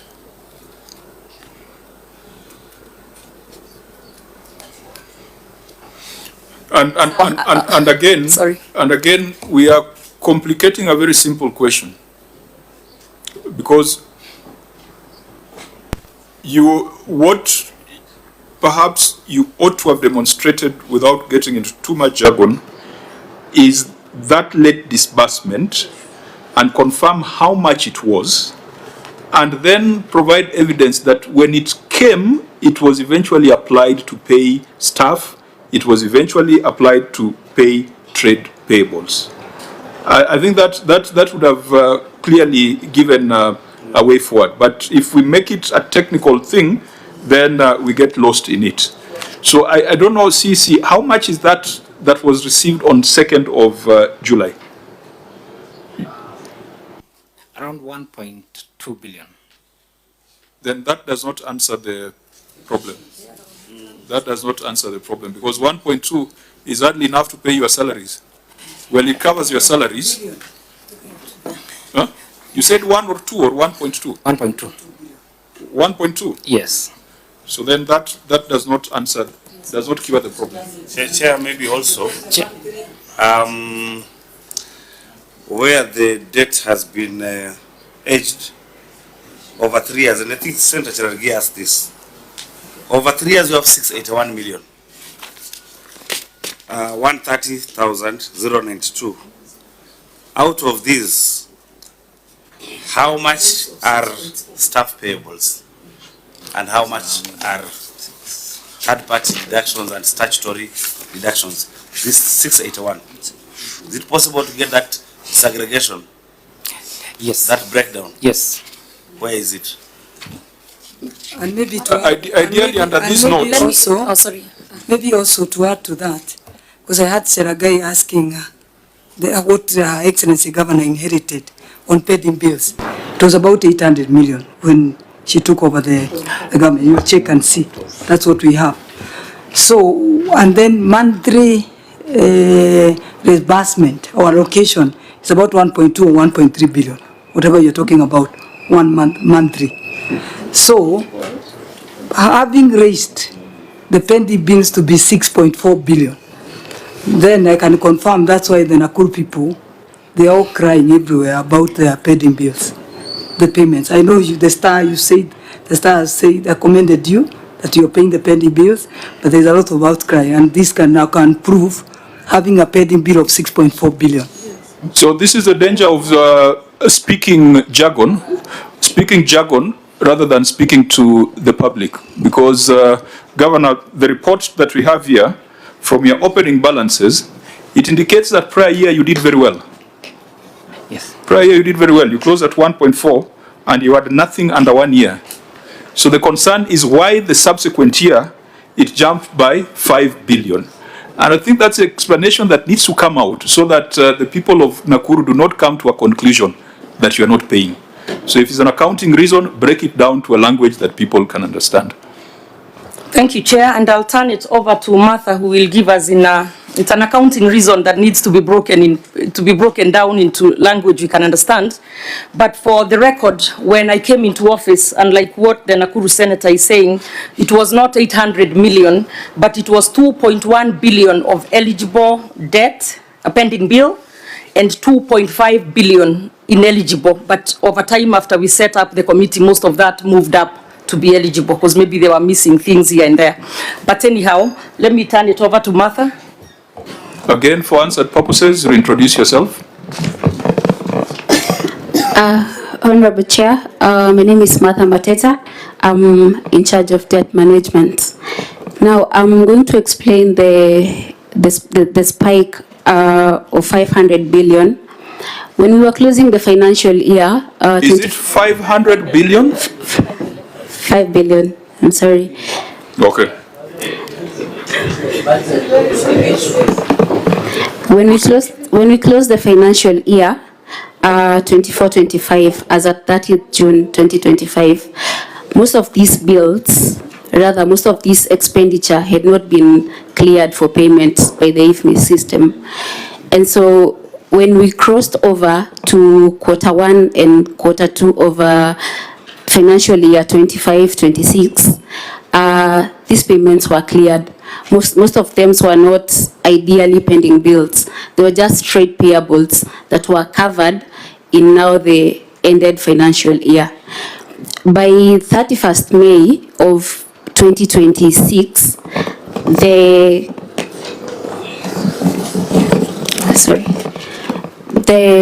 trade payables stood at 2.5 billion. So, Honorable Chair, we are really working on paying the pending bills.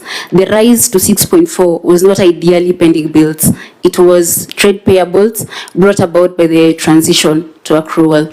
Thank you. So how much of that stock related to staff? I think that question has been asked repeatedly. 237 million. That's under within 1 year? Not within 1 year. Or in total? Yeah, in total. And out of that, 237 million. How much of that is statutory remittances, pensions? 208. So 208 million relates to statutory deductions? Yes, and out of that, we've processed around 68 million for payment. I would have thought that statutory deductions are done on a monthly basis as salaries are requisitioned. What would be the reason for having about 100 plus million on outstanding statutory deductions for staff?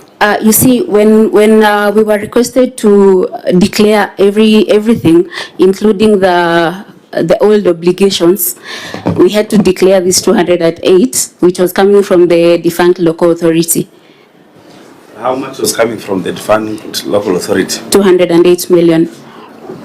Were those pension obligations or the pay as you earn and other tax related? Pension obligations.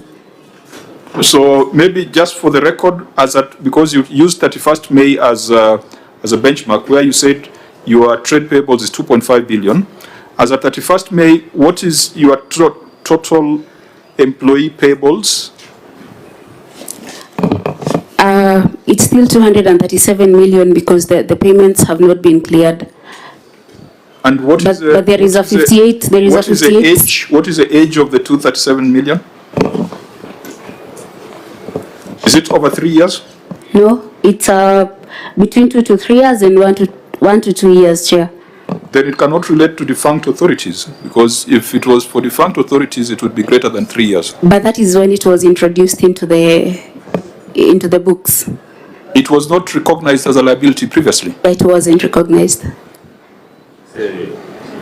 Okay. Auditor General, what's your take on that? Chair, when you look at note 32, what she refers to the defunct local authority, they have indicated over 3 years. Those ones they are verifying. So I think they are correct because we are moving from the pending bills to now accrual. And with the new adoption, they were told just to put the figures pending verification. So maybe we can give them allowance as we adopt the accrual that allows them to verify and confirm the actual balances so that the books can be properly stated. Thank you, Chair. Now, on this, do you owe any gratuities to staff who have served the county government of Nakuru previously? Because those would form part of that 237 million. Sisi, no. Is that a statement of fact or is something that you need to examine? Chair, it should be a statement of fact because my CC has So then confirmed. what is the makeup of the 237 million? What are the items? 208 in staff pension and then 29,455,937 in staff allowances and claims. Senator Maruma? Yeah, but Chair, still, I don't understand the auditor. Please just make it clear that there are some bills which are historical in nature that were previously ignored and were brought back just last year. How is that? Where were they? I'm not an accountant myself, I'm a farmer. Where were they previously? Auditor? Okay, Honorable Senator, they were not just brought from anywhere, but in our previous cash basis, they were doing disclosure.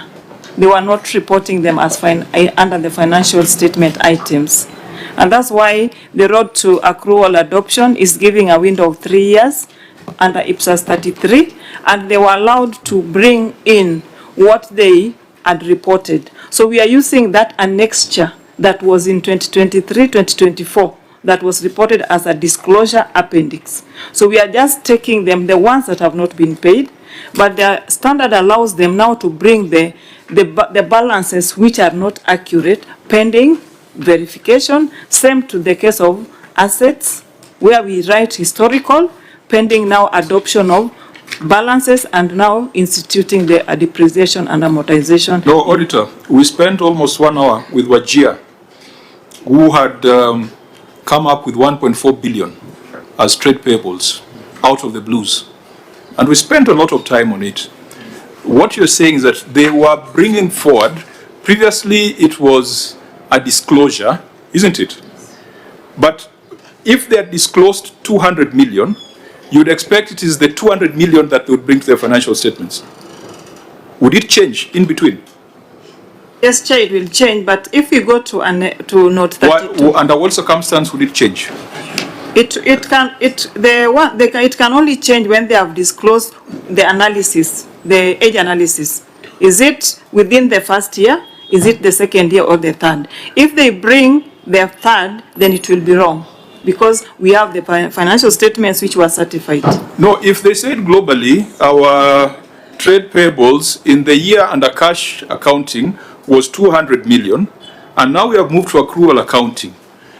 Shouldn't we see the 200 million for those years as was disclosed in the previous years? Correct, Chair. They should bring the 200 that was disclosed in the previous year that was certified. I think that's what Senator Maruma, that now clarifies it. So it reverses the earlier assertion that this 237 could just come up if it had not been disclosed in prior years. I think that's what I heard the entity say, that this 237 was not there, but it was brought in as a result of accrual. Chair, maybe just to check again the analysis, I think maybe because of the figures, the analysis 1 to 2, it means the previous years. When you add 523 million, you add to 273, and you add to 681, goes to 1.4 that we have indicated that were previously reported, which are still that's what your outstanding. opening statement. That is now the opening. Correct. Yes. Correct. So I think one of the things that the entity also didn't do is that other entities usually have a separate analysis and aging of staff payables. That is what is missing, and that's why we are fishing in the dark. So we are not able to tell whether this 237 was just plucked from the air or it had been carried forward from prior periods. Yeah, and just as an observation, as we are aging, we cannot age the way we have aged. Because when you say 1 to 2 years, 523 million, and then 2 to 3 years, 273 million, you discover that we have 2 and 2 down here. We cannot age like that. We can't do that. It has to be 1 to 2 years, then maybe 3 to 4 years. Otherwise, there cannot be an overlap of 2 and 2.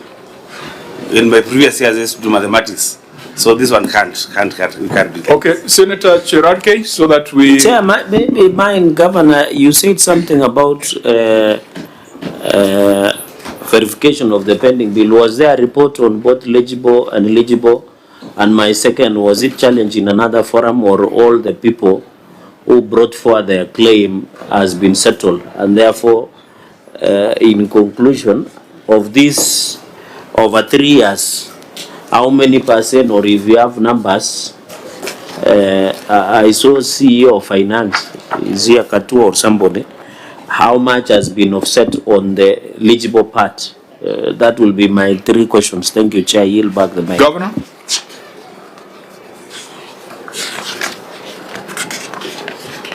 Sorry, Chair. For Senator Cherarke's question, we do have what's called the Pending Bill Committee. And what they do is sit and go through those pending bills, because some of them did not have all the requirements to be paid. So over time, people do submit what was missing or what was lacking, and it goes through the process, either becoming eligible or stays ineligible. However, I do have the Governor, CC. is it continuous? Do you Yes, verify? yes, even now. That's dangerous. It's continuous. So if I go and go to River Road and manufacture a voucher, how will you know? If I know I'm missing, for example, if there is a sub-county engineer report for a road that was done during the previous administration, maybe tarmac has been washed, the culverts are not there, and I go and manufacture, how do you ensure that you don't lose such? Because I know you have an obligation to protect the resources. So it take us through, because over 3 years, some of these projects are over. How do you seal that? I thought it was time bound. I'll turn it over to the CEC for finance. But in that committee, and he'll explain, I think you said you want an explanation of how the process works. It has the audit team in it, it has the procurement people, the accountants and technical people, so that they are able to maybe verify what your concern is right now. But I'll have the CEC answer that. Proceed. Thank you, Chair. The auditor committee comprises of members of the county team, and they have a secretariat that draws membership from the audit team, procurement department, accountants, and the technical team for those projects that require technical knowledge. So the first step is whoever who has a bill that requires to be settled goes to the secretariat through the committee, goes to the secretariat. They look at the nitty-gritties of the payments and whether the work was done or not, the verification. Then now it goes to the committee for now the final verification.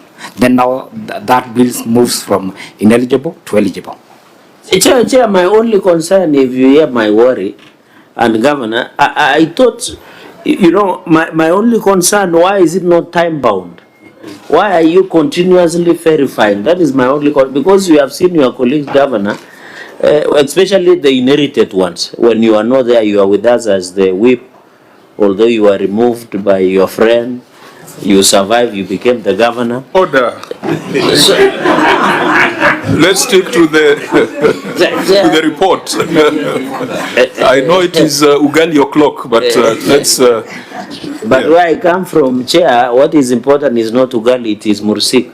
So, Governor, my only concern is on these 3 years, Chair, and I hope the committee chair through you is noting, because if we have, Governor, the over 3 years, why didn't you create a time bound of maybe 30 days to verify? Because my worry, Governor, you know, there are people who are crafty, and I'm not saying they are in Nakuru. My worry is they can infiltrate and go and take advantage. If they come to CC, my brother, the CC of Finance, they appear before the committee, they are told there is no voucher of supply of soda. They run at Nakuru Mart supermarket and manufacture a receipt and backdate it and then bring it. Then you include him in legible. Don't you find it is very dangerous? You can pay fake pending bills. Yeah, I want to pick the mind of Senator Charagay. Yes, please, and return it when you are done with it. Can be extremely dangerous if it is for maybe construction. Maybe a building is constructed, it's there, classroom is there. You can reconstruct and get maybe the vouchers that are not there and pay. But for recurrent, over 3 years, maybe a receipt that is not there now, it's provided, and then you pay. You might end up paying a lot of fictitious pending recurrent payables. That is my problem also.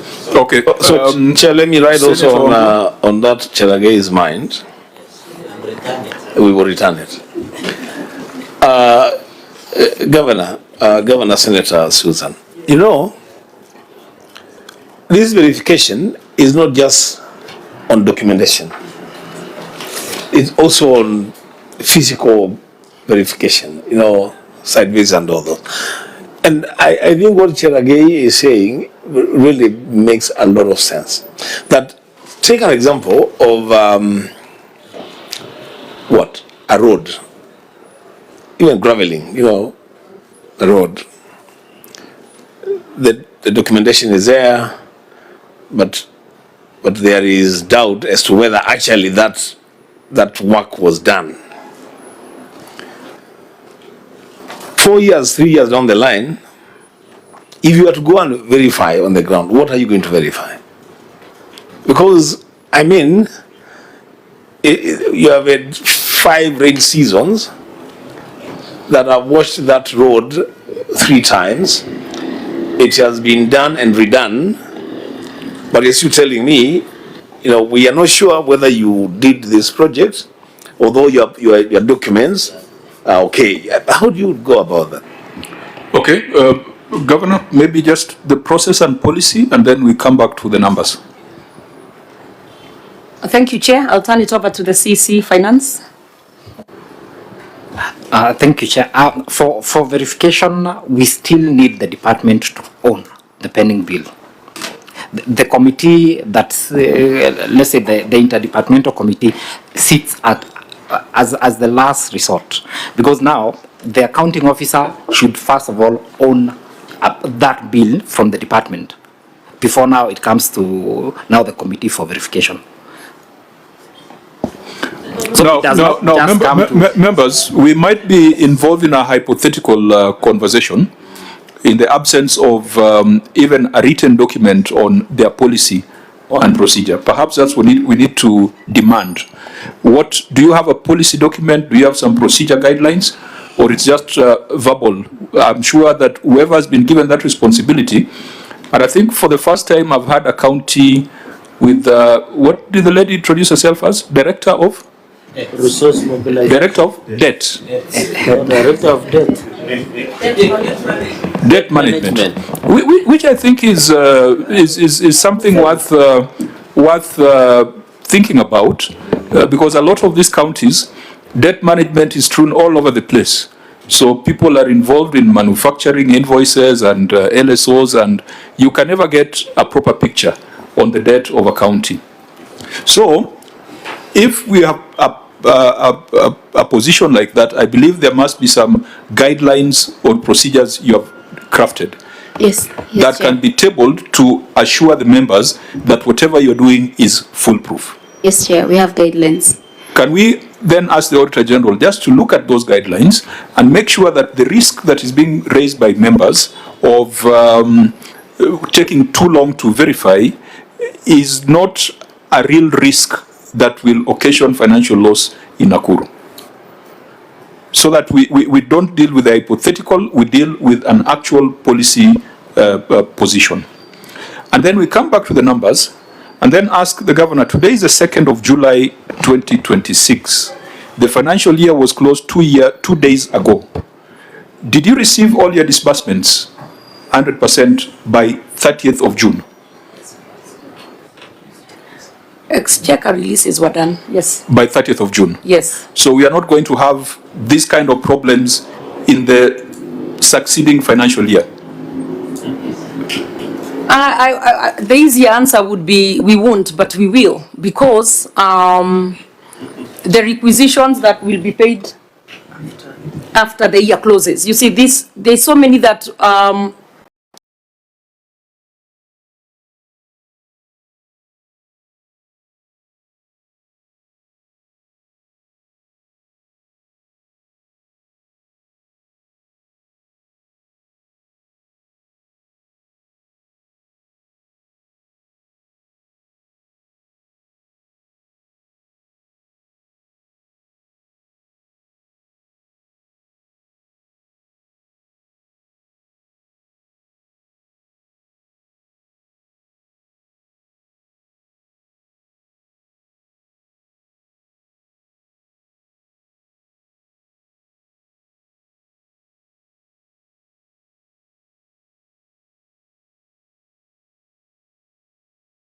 $160,178,592.52 has been paid. So that means that the remaining 1.4 billion has now rolled over to debt over one year, isn't it? Oh, sorry. So the remaining 1.4 has escalated into 1 year debt. Yes, that will be carried forward, and I believe that will be probably be paying. Okay. Thirdly, and even right now, sorry, Chair, to interrupt again, even as we speak, a lot of that is being paid because it was processed before the June 30th. Thirdly, of the 1.47 billion cited, and that's in the report of the Auditor General, to be older than 1 year, what percentage remains outstanding? Or how much of that has been settled?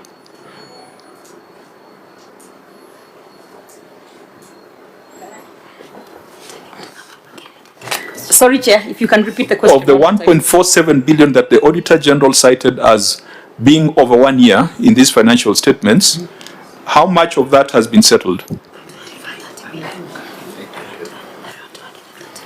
There was around 200, is 237, 200, about 230 million. So your debt is growing faster than your repayments? No. Can you answer? Yeah, this is the records we have up to 31st of May.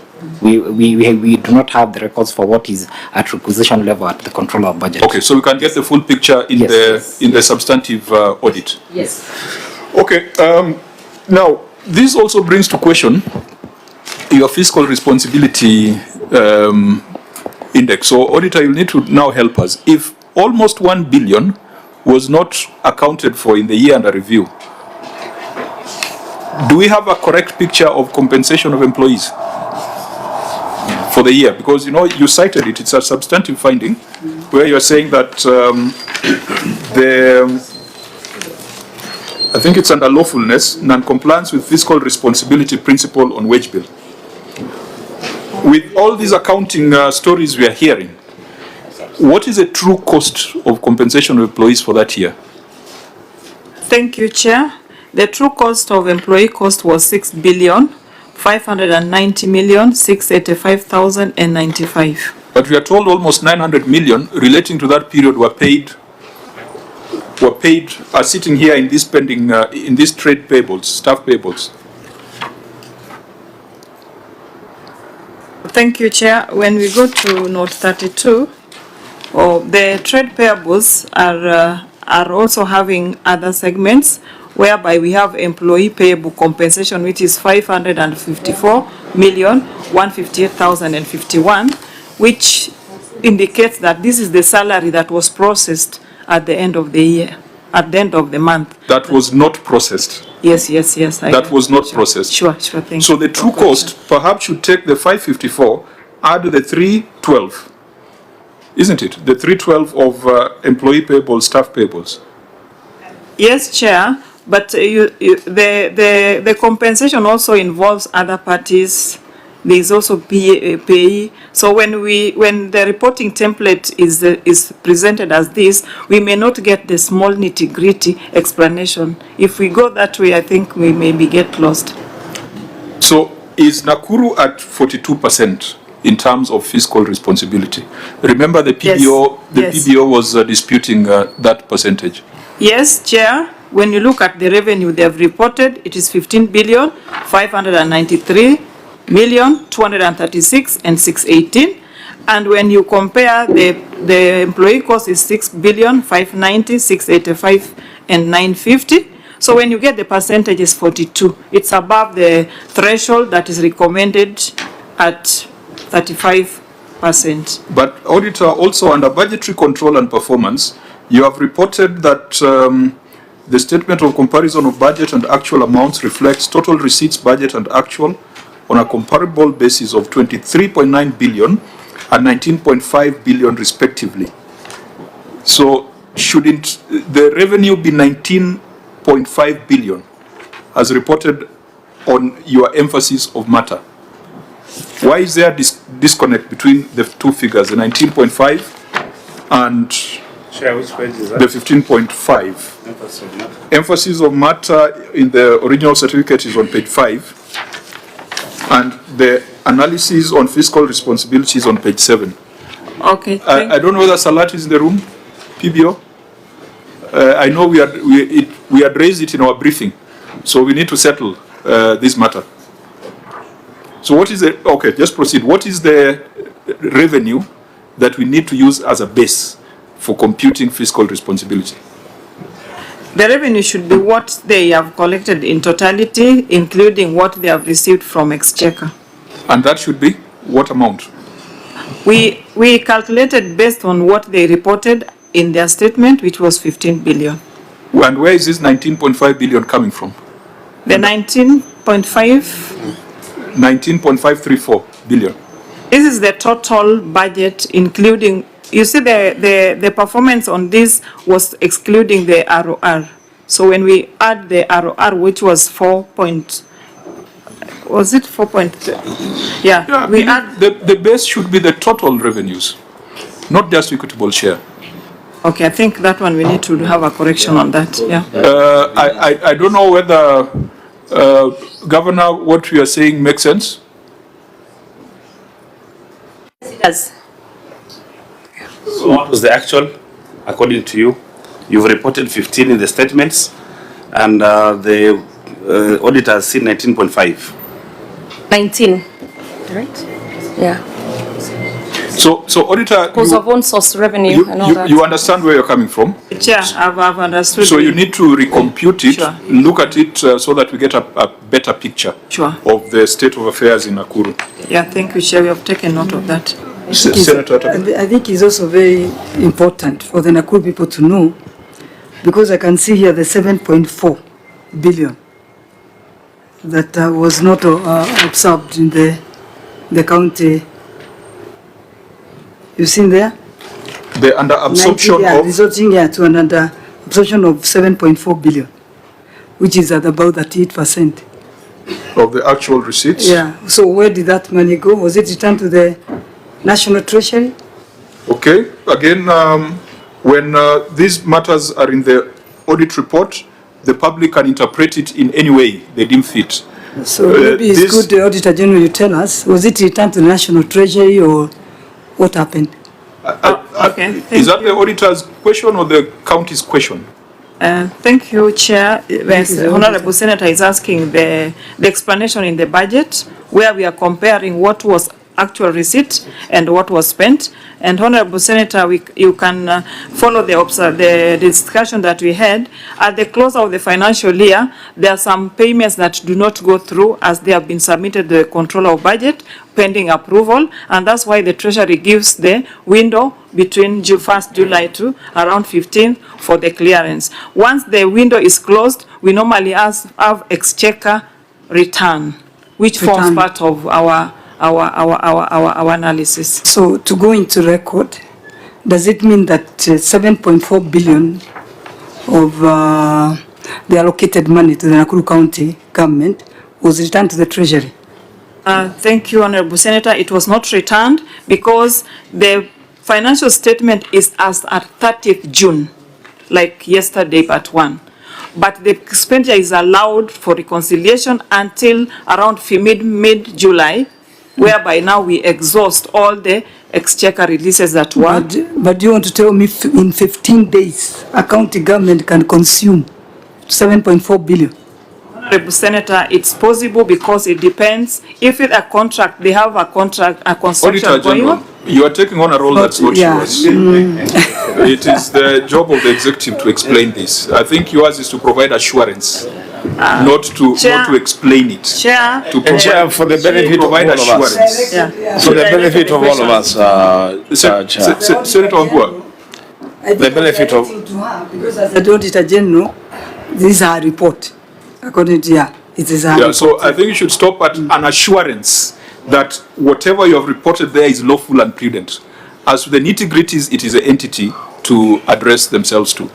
Senator Wambua?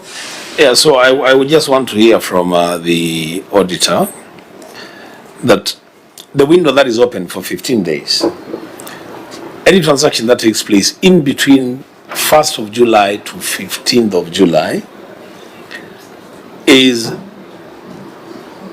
can procedurally be captured in the accounting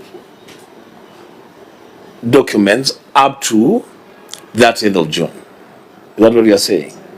You're saying that yes, the year closes on that 8th, but there is disbursement that comes after that 8th or just before that 8th. So the funds received can be consumed in the county and then entered into the books as having been expended up to June 30th. Is that the position? Auditor? Okay, thank you, Honorable Senator. We are not saying that we are opening the books. The entities normally do requisition and they have already procured what they want to pay. The window is only for managing the money that has been disbursed on 30th June, maybe late hours, but now they are just executing depending on the approval of the control of budget. But they are not opening new requisitions or payments. Now, National Treasury, did you issue a fresh circular on year-end closure in view of the migration to accrual? You had some guidelines during the cash accounting period. Did you come up with new guidelines for accrual accounting? Because it is causing confusion. Because I can see Nakuru is treating matters slightly differently from other counties.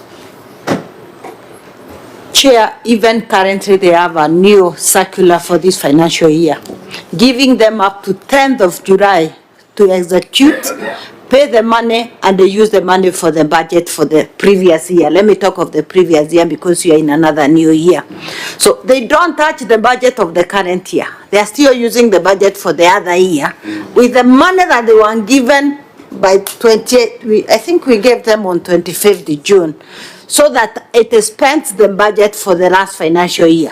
So the issue of not having the money in the system, it shouldn't be in the system, and they shouldn't report. I know they couldn't be having the issue of saying the timeline, but the amount is still used, it's for the previous year. And the circular was given even in the current year. My problem is, why is it recognized as an under-absorption? Why can't it be recognized as absorption for the previous year? So that you don't have this under-absorption. Is that for the Treasury? Chair, let me report on under-absorption. If Nakuru never collected enough revenue to cater for their budget, the under-absorption is compared with the budget and the money that you have used. So if they never collected enough, even if Treasury gave them the money of their share to the fullness, they were still under-absorbed because they didn't have the budget to spend. They didn't have the money to spend the full budget. Okay, members, this is... Just a quick statement there so that we don't leave things not properly tied up.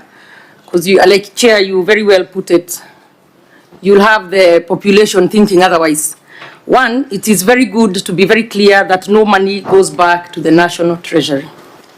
Number two, we are able to absorb those large amounts in that last time period because we put our systems in place, because we always know, and I mean this for many counties, that a lot of money will come in at the last minute and we want to make sure we have made our payments as much as possible. So we don't touch anything on the new budget, but we try to pay as much as we can for the closing budget, so to speak. So a lot of people, a lot of contractors, a lot of whatever, they bring in their certificates towards the end, and we quickly make sure that we try and pay. So I can even tell you, Chair, that in the last 2 weeks, maybe 1 week to 2 weeks, Nakuru County has processed over 3 billion shillings in payments. So it is possible, it's done, and no money goes back to National Treasury. So no money is lost. I mean, Nakuru people do not miss any services, as there was an implication there, because money goes back to National Treasury. There is no such thing.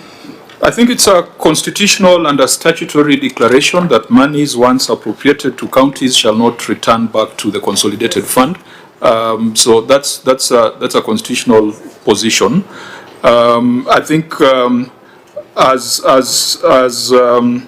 we have said, is that the face of the report might give a different impression if it is not dealt with. So it means that this last financial year, all counties received their monies by the 25th of June. That is a fact. So that should be the scorecard for the experts at the National Treasury. We all received about 25th of June. Yeah, I mean, we saw a county which received 4.5 billion I think on 2nd of July. That was Kilifi, I think so. They received almost 4 billion, which they had to spend in a span of 10 days. Can we proceed, because we are at the time that we usually go to the House, when the House is sitting. I might want to apply similar rules, but with a slight alteration, that if we could spend another 30 minutes to deal with whatever we need to deal with, and whatever remains, we ask the Auditor General to give a report in the substantive audit. Honourable members, is that agreeable? I don't know what Senator Maruma? what addition Mitch wanted to give us. Maybe it could be useful. Mitch, you had Ask for the mic. a legal perspective? Or it was, it's okay. Okay, fine. Now, members, can we just transition from that point so that it doesn't go on record that the release of funds to counties on 25th of June is a good thing? Project. I'm saying that we should create no. For the record, it's not a good thing. It's because not. you have a cash disbursement schedule. Yes. It's just a progressive improvement. Yes. Well, I don't know. Yeah, but I don't know. So that Canada does not leave this place saying, you know, we have done very well, and the Treasury is doing extremely badly. Because also, Chair, you have to appreciate when the OAG is doing, it's also about assessment of budgetary performance. Yeah. So it must be captured based on that. And since you want to be the governor, those are timelines that you must be very careful. Yeah, and I want the Treasury, when I am governor, I want the Treasury to follow the disbursement schedule, because it's not a correct. It's not a suggestion. Because Chair, under Article 219, when money is appropriated by Parliament, it should be released in a due delay. And you remember in the last session, we were with the Senator Governor, and Dulo, and Wambu, of course, and Maruma. We had to sanction CS Ukuri Atani over the same issue of not following the cash disbursement. So the Constitution applies. I wish these are the Constitution Council of Governors should be discussing, as opposed to gossip. So it would have moved very reliably on policy issues, Chair. I think that is what I think I'm in agreement that the cash disbursement schedule is not a suggestion, it is law.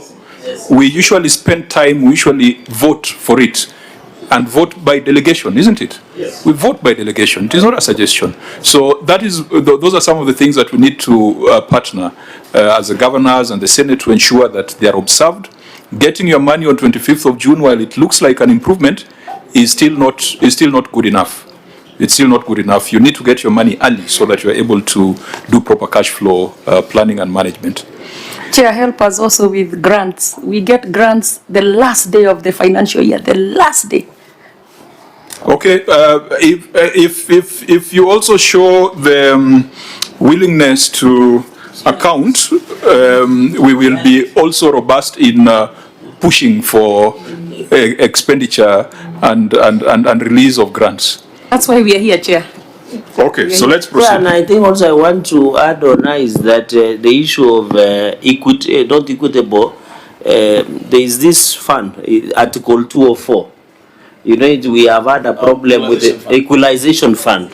It's also still a bigger problem that we still need to have a conversation that we can going forward. And I agree, the more they account for it, the faster we do our job. We push, we push for more. Because again, if you look at equalization fund, sometimes you find that the National Treasury reduces it at will. And you remember when she was our whip, she was very ferocious in demanding for accountability with the Governor Lee then, so she understands where we are coming from. I still am. Okay, fine. So now let's go back to the audit report. There are HR issues there, which we'll ask the Auditor General to keep an eye on, particularly the real fiscal responsibility index, the 1/3 basic salary rule, the payment of salaries outside IPPD, and this one is a grave matter because the Cabinet this week asked the DCI to look into payroll fraud across all government entities. I don't know whether it applied to county governments, but I think that is something that needs to go to county governments as well. Payroll fraud is a serious matter in government at all levels. I'm not sure what explanation was given for the 1,457 employees who are paid outside IPPD system. Governor, would you give just a quick, yes? Sorry, so, at the time we didn't have everybody in the system, but we since have. We now have everybody in the system and nobody's paid outside of IPPD. It's a time it took a long time to even get numbers, but now, what are they called, numbers? Payroll numbers. Yeah, but now we are okay and everybody, 100% of our employees in Nakuru County are paid within the system. Okay, so as you establish the true cost of compensation of employees, please have a look at that. Mark? Chair, I just want to bring to your attention the fact that the office has conducted a special audit on payrolls for the 47 counties, and those reports have been transmitted to the Senate for your consideration. Thank you, Chair. Thank you. Senator Cherake? I don't know how Governor will take this. It is going to be very controversial. Please address the chair. The chair, yeah, it is the chair to weigh to be very the weight of the controversial. matters. Chair, and I have tremendous respect for Governor. She knows that. Chair, I notice, you know, they say Nakuru ni Kenya ndogo, and we appreciate that. But I notice over 80% of the delegation comes from one ethnic community.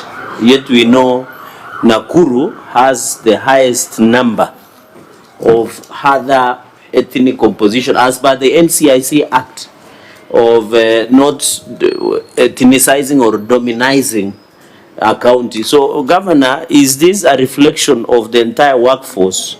What can you give us to give that assurance? Because I know there are a number, I don't want to name specific tribes, but how is it? Because, Chair, these 42% of payment that you do in terms of labor, which assurance are you giving us? Because I know that has been a teething problem for some time, especially in your county because of its unique nature of composition, which is not homogeneous.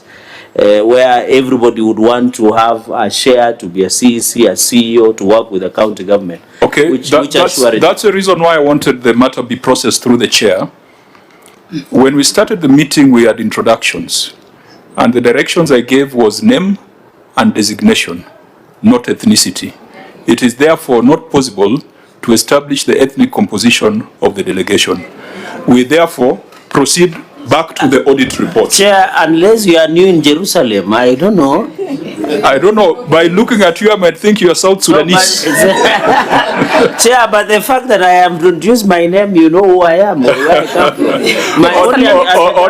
Order.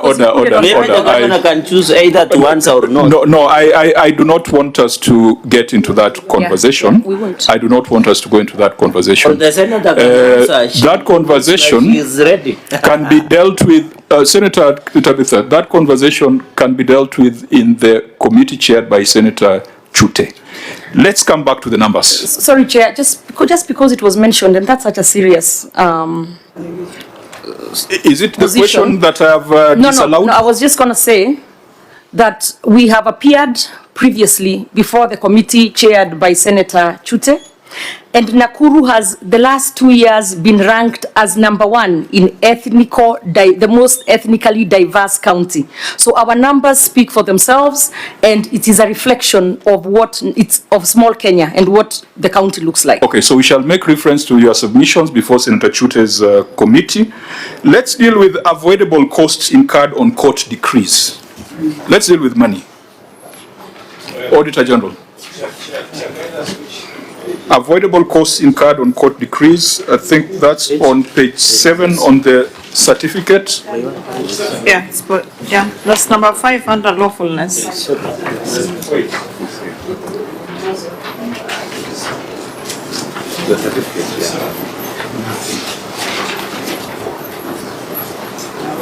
Auditor, you could read your finding if you're already there. Sorry, page 528. Okay, thank you, Chair. This is number 5 under lawfulness, avoidable cost incurred on court decrees. Review of records provided for audit review revealed that there are several legal cases filed in court against the county executives were decreed in the interest of the claimants. Further, the county was instructed by the court to pay a total of Kenya shillings 180,736,467 in the respect to court decree, out of which an amount of 66 million 472,548 has been paid, leaving a balance of 112,721,131 outstanding. In the circumstances, the public lost an amount of 180,736,467 arising from court rulings in favor of claimants due to poor management of decisions. Thank you, Chair. Governor? Thank you, Chair. Oh, sorry, page 528.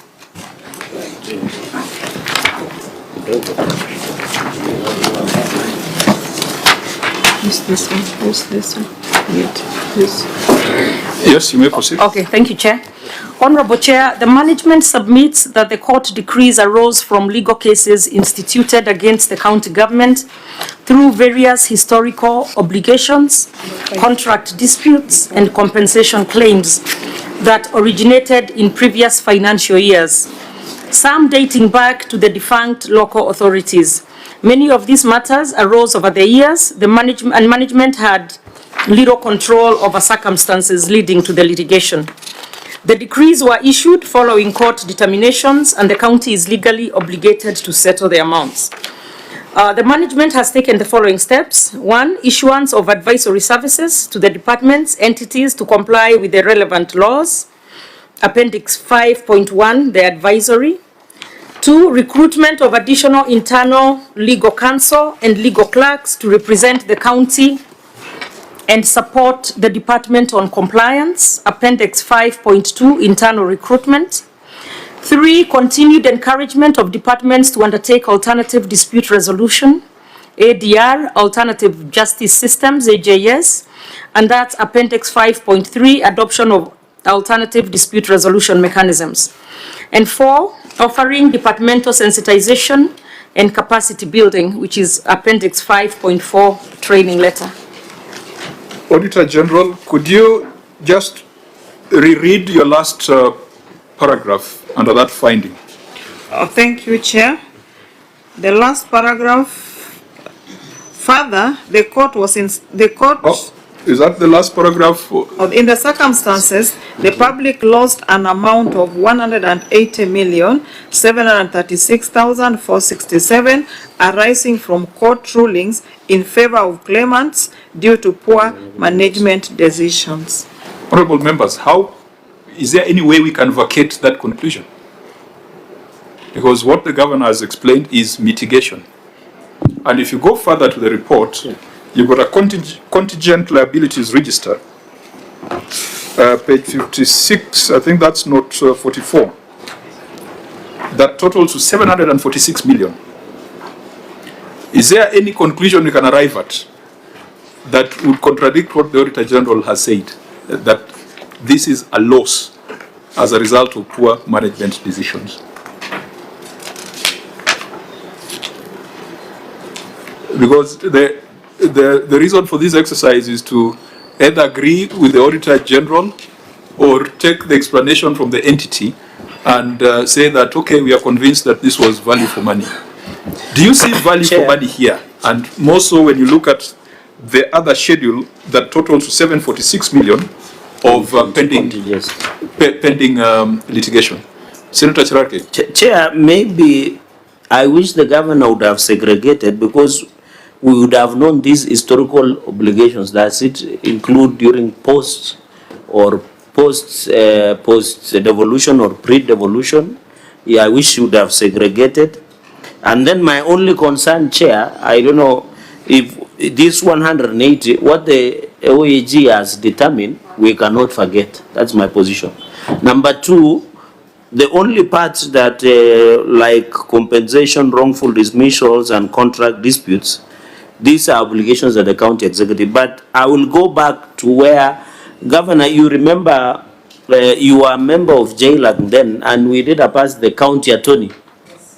And you are very regular and committed member now. We passed the County Attorney Act.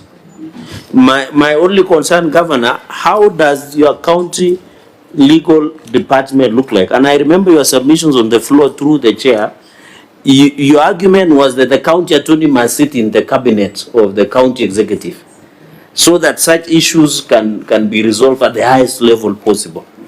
How does the county legal department look like? You know, so that this 180 million that we are talking that was poor management decisions, if we had a vibrant and a functional county legal department, some of these things you are outsourcing, including, and we are not saying you should not give business to our colleagues, like outsourcing legal services, should have been resolved then. So my question is, Chair, apart from that, we cannot forget on 180 million, what as a governor, because we are looking at implementation status, how have you crafted your legal department to ensure some of these things can be resolved and county does not lose money? Thank you, Chair. Thank you, and I hope the county attorney is in the room because that office is created specifically in statute, and it is their professional responsibility to respond to some of these things. Senator Wambua. Chair, it's a follow-up on what Senator Regay is asking, and I remember very well, Chair, you also participated in that debate. Yes. I remember very well, and this actually, Chair Regay is reminding me that he was the chair of JLAC, but he was there very briefly. He was kicked out. Order. He was kicked out by Kihika's friend. Senator Regay chaired JLAC long enough. Governor's friend. Order, members. Yes. It is on record that Senator Regay chaired JLAC long enough to take the committee to Detroit, to Boeing. I was one of the best chairs. I was also a member of the same committee, and I confirmed that. Were you in the trip that went to Detroit to investigate the Ethiopian crash? We never, in fact, if you check my records, I was the best chair for 3 years when in fact, I defeated that's okay. You were number 2. That's okay, I didn't manage to take my delegation to Detroit. I don't know whether the governor was part of that delegation. The way she's laughing, she must have taken that flight to Detroit. Okay. Senator Wambua. So, Chair, what am I saying? What I'm saying is, if you remember those conversations on the floor, it was because of exactly this. And we were saying, counties are spending billions of shillings on legal fees, and yet they could engage their own in-house lawyers counsel to handle some of the issues, especially the most serious issues affecting the counties. So my question to Governor Senator Susan,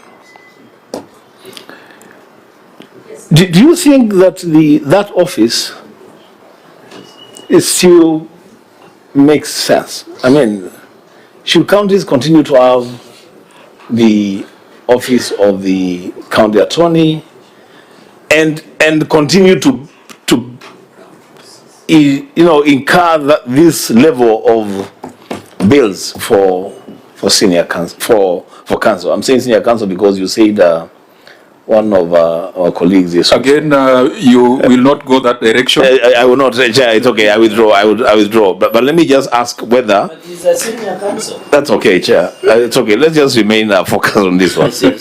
Because you see, the Chair, you just said that there is a pending payment of 700 million. A contingent liability listing of 700 million. Yeah. There is a value for money query of 180 million Kenya shillings.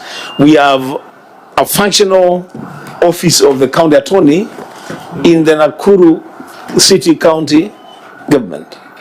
Is it still relevant? Do we need this office? Okay, Chair. Senator Maruma. Mr. Chair, the public lost money, 180 million, because of poor management decisions. To me, it does not matter whether the defense in the courts is made by the attorney, county attorney, or an external attorney, because still, yes, external lawyer. To me, these wrong decisions, Chair,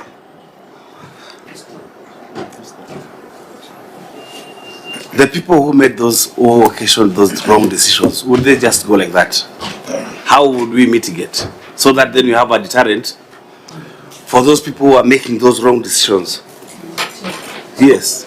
Persuade Chair through you, and persuade my colleague, my neighbor from Taita Taveta, to consider withdrawing that statement, that it doesn't matter whether it was internal or external. Just adding a limb. Because if those councils that defended these matters were internal, they would not be drawing this amount of money.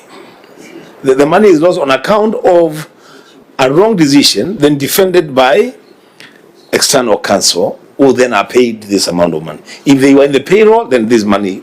In fact, if you had a functional county attorney office and establishment, they will provide advisories before you undertake administrative action that would lead to litigation.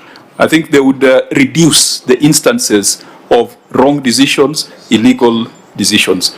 Senator Tabitha, then you allow the governor to respond. Yeah. Also maybe to add on that, and even what the chair has said, if we had that functional Anthony office, we could not be incurring these losses, because this is not the first time the Nakuru County is incurring losses when it's come to legal whatever. I think last one, it was about 37 million. Then again, we had a case of 22 million that now had supporting documents, legal payments. So I think we need that office, or even to make it as a law. When it comes to the control of budget, it should make a law for a county to continue and to be able to function. It must have that functional Anthony. Point of information, office. My leader. Yes. Deputy Majority Leader, it is already a law we passed. It's already passed. So it must be complied with the county. And complied. Yes. So I think our county government should comply to that. Correct. So that our people of Nakuru doesn't continue making losses of money that could be have control because of bad management. Now, in the spirit of what we have always done, holding professionals to account, particularly those members of regulated professions like advocates, accountants, procurement, HR, is a county attorney in the room, Governor? We have the county solicitor. Yes, but... we do have can I respond? No. We're just trying to establish the structure. Do you have the county attorney in your delegation? Yes, not here. We have the county solicitor, who is the accounting officer for the county attorney's office. Yeah, but in terms of hierarchy, it's the county attorney who sits in the cabinet. Yes, he sits. So I think next time when we have legal matters in the audit reports, the county attorney should be here as the person who takes ultimate responsibility. Sure. In terms of structures, you've got the attorney, you've got the solicitor, and how many people within the legal team? I have about 10 in the county attorney's office, 6 attorneys, and 4 legal clerks. Yeah? Do you need the microphone? So right here. Just now that the solicitor is here, just describe for us your establishment and how you are giving effect to the provisions of the County Attorneys Act. Please just stand so that you are visible. All right, thank you very much, Chair. Currently, we have a staff establishment of 6 plus 4, so a total of 10 advocates. 6 were hired less than a month ago. So we have the county attorney, county solicitor, and then myself, and then we have 2 legal directors, and the others are county legal counsel. Okay, so the 6 were hired just a few months ago. Yeah, 2 weeks ago, actually. So this impact we can assess maybe over the next 1 year. Yes, to see whether they are adding value. I believe even within 6 months we should be able to see their their impact within the county. Okay. Yes. Sorry, Chair. The structure again? You said it was the. So we have the county attorney who's the head of that office. Then we have the county solicitor who's the accounting officer. Then we have the county legal counsel. So after me, we have 2 legal directors, and then the county legal counsel. And that's what I wanted to hear. Yes. You have 2 directors. Yes. Legal directors, 2 of them. Yes. And then? And then now we have county legal counsel, who are like the legal officers. How many? We have 6. Yes. 6. Okay, so these ones were recently appointed, so it's something that the OAG can keep in view. Are you done with the description of how you are giving effect to the County Attorneys Act? Because there's also the issue of outsourcing, which I know members are going to ask. Mitch, what was the decision of the court when it came to county governments outsourcing legal services? There were stringent provisions that were provided before a county government can procure any legal services, including being given permission by the county attorney. And under the Act, it's county attorney, but under the court matter, it made reference to the permission of the Attorney General. So Solicitor, this 180 million that the Auditor General says is a public loss, were these matters defended by in-house counsel or they were outsourced? There were various matters, some of them outsourced, some of them by internal legal counsel, but all of these are legal legacy matters from before pre-devolution. Yes. So one of the things the auditor can help us with in this audit also is that the 700 million contingent liabilities, we need to know whether they're being defended in-house or they're being defended by external service providers, so that we can test whether the county is in compliance with the directives of the High Court. Secondly, it would have been very useful for us to see a breakdown of this 180 million, because 180 million could be 2 cases, or they could be 20 cases. And sometimes when you get the detail, you might find that there's only one advocate on record for all the cases. So could you give us that visibility? Do you have that breakdown now, or it's something you can do in the substantive audit? Chair, that one you can do in the substantive audit. Yeah, so disclose to us who the advocates on record are, so that we establish whether the county is in compliance with the law. Okay, any other matter you wanted to raise? No, that's just that, Chair. But one thing we need to note is that right now we're handling the matters very proactively. Now that we have a very robust legal team, we are barely losing any cases. So I'm sure the Auditor General will confirm the near future audits. Okay. Yeah. Honorable. Chair, because we are digging in on this and trying to unbank and unbundle the issue of poor management decisions. When I look at the contingent liabilities, page 57, there's a case here, E007 of 2024. What you have secured as contingent liability is 206 million. What would that case be about? Is it about, again, a wrong decision? Because we have the county attorney and the solicitor in place in 2024. If we had all of them, who sued the county and on what? Have you seen that, page 57? That's Naivasha ELC petition E007 of 2024. Yeah, where if the county loses the case with an estimate of 206 million. And that is not small change. What is it about? What was the poor decision about?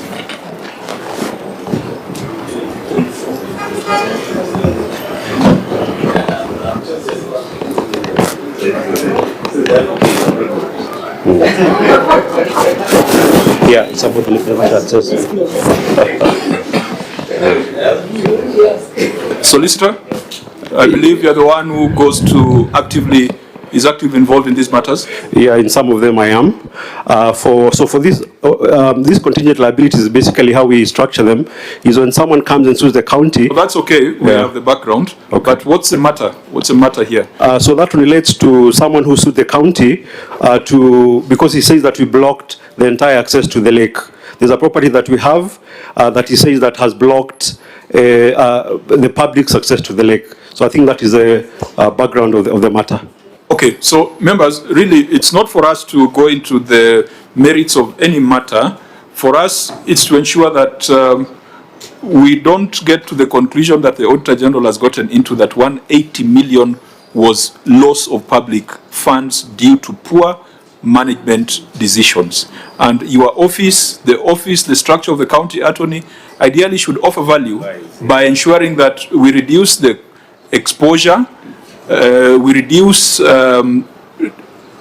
decision-making that is not compliant with the law, because some of them are employment-related matters, where sometimes counties just decide to do things without following the laid-down procedures. So can we ask the Auditor General that in this audit, if there are payments that have been made and you find that it's a loss of public resources, please list the case numbers, list the amounts involved, list the advocates on record, and perhaps even on this contingent liability, let's demand disclosure of the advocates on record to test whether these matters are being defended in-house or they are still being outsourced.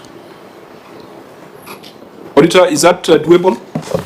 Chair, it is doable, but to publish it under contingency, we are guided by the template, and maybe we look at the Data Protection Act, if it is allowed that we can also include the details of the advocates, because even when you look at our report, we no longer say which specific contractor was paid and all that in our report, because it's a public document that can be used in a different way, and we can contravene the Data Protection Act. Which office do you work for again?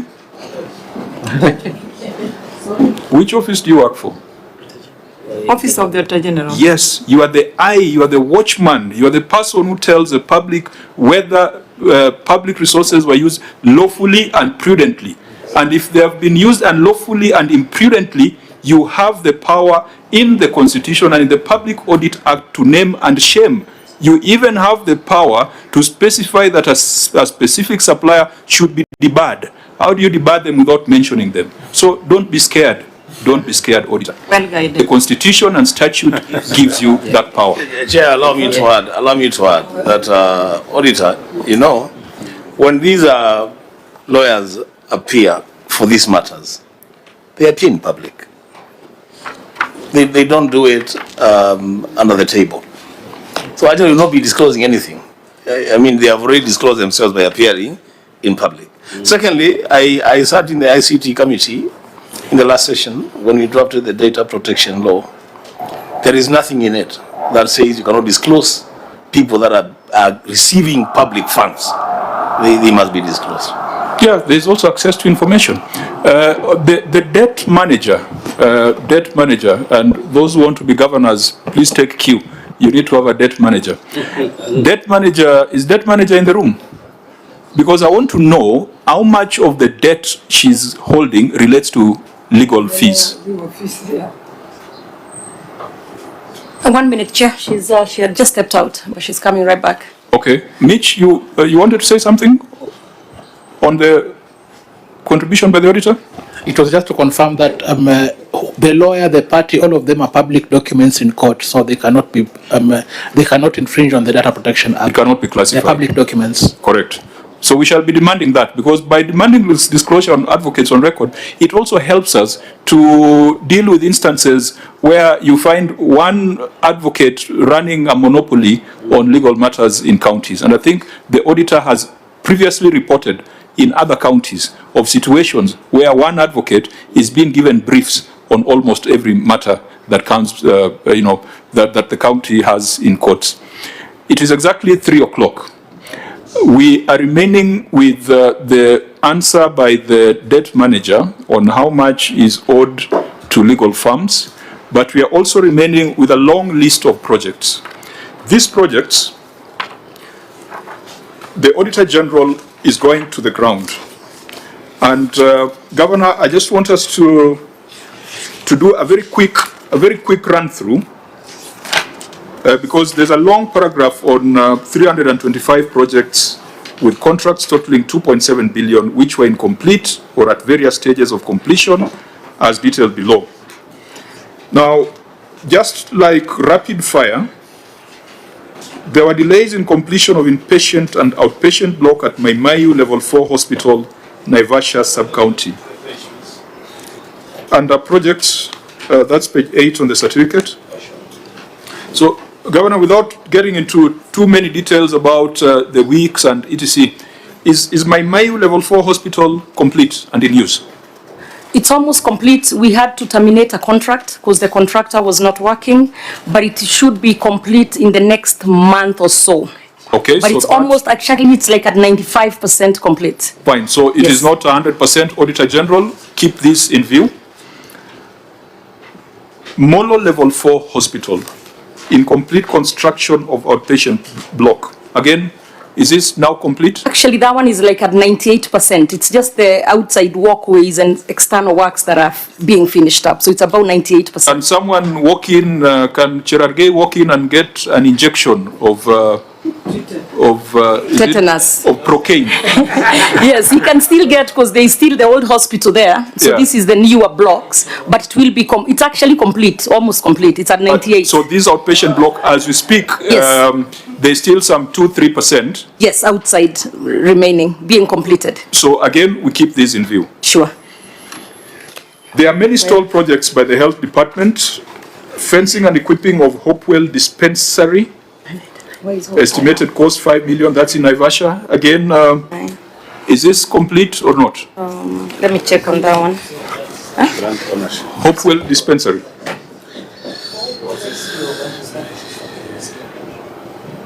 Yeah, I believe there was someone from health. He was a chief of staff from Health Services. You know what, you're right. I Yeah. do Done have, the he is pay. here. He is, my chief of staff is here and he's Yeah, because familiar. I want us to be done by 15:05. So we have 3 minutes. Sawa. Just to say whether it's done or not. If it's done, we confirm. If it's not done, the Auditor General goes to the ground. Dr. Wainaina? Fencing and equipping of Hopewell dispensary. Thank you, Chair. For that specific project, there was a challenge, a legal challenge in terms of... Tell us done or not. It is not done. At what percentage? It is at beyond 90, but... But not done. Yes. Auditor General, that matter should not disappear. Design and construction of Chebotoi dispensary in Kuresoi South. That was well... Started in 2017-18. Is it done or not? It is not done, Chair. There was vandalism, and therefore it's not yet done. So it is not done. Completion of Engashura Health Center at Kiamaina sublocation in Bahati sub-county. That one, Chair, is done. This is done? Yes, Chair. Auditor General, do you have visibility on that? On just a quick question to the CEO. In Kuresoi South, is the robbers who vandalized, or what happened? Was it complete, then it was vandalized? Chair, this is an old project from the first government that had stalled. And we realized by the time we were planning for its completion, when we went on site to reassess for BQ's collection, we found it vandalized. Also, you don't know. Okay. So this is our white elephant in all definition, because it was 2017-2018. There was a succeeding government that didn't complete it, and another succeeding government. Do you plan to complete it, or you have given up on it? Chair, we plan to complete it. Is there a budget for it? In this financial year, yes, there is. There's a budget that you can demonstrate to the Auditor General? Yes, there is. How much? At 3 million shillings. 3 million. So we should tell the people of Kuresoi that Chebotoi dispensary, you are going to put 3 million shillings to complete it. Yes, Chair. So we shall hold you to account on that, and Auditor General keep that in view. Njoro Level 4 Hospital, outpatient block. Is this complete or not? It is at around 97% complete. We are waiting the auxiliary works to ensure that the facility is open. That is the walkways, the external works. Let's go with this definition of completion for hospitals. That I can walk in and get Panadol. I can walk in and get a nurse. I can walk in and get a doctor. I can get service. It's not about the paintwork. That's our perception of completion of a hospital. So again, Njoro Level 4 Hospital, can I walk in and get a nurse and a doctor and medication? Not at the moment, but in a month or two. Okay, so we'll keep that in view. There is a completion of Engashura Health Center at Kiamaina sublocation, Bahati. Oh, that was what, 1.8 million? That one they reported is complete. It's complete. Yes, Chairman, it's complete. Outpatient department block at Olenguruone Sub-County Hospital. That one as well, Chair. It is... There is a story. Okay, not complete. Chair, also, these are projects of 2020. Now we are in 2026. How is the cost? They are progressing, but has the cost changed? Are there variations? Chair, these are multi-year projects, and for the Olengroni Hospital specifically, we're in the third contract that is meant now to bring it all together. And this was based on availability of the budget. But we have the entire budget and the works are now at around, the third contract is at around 56% completion.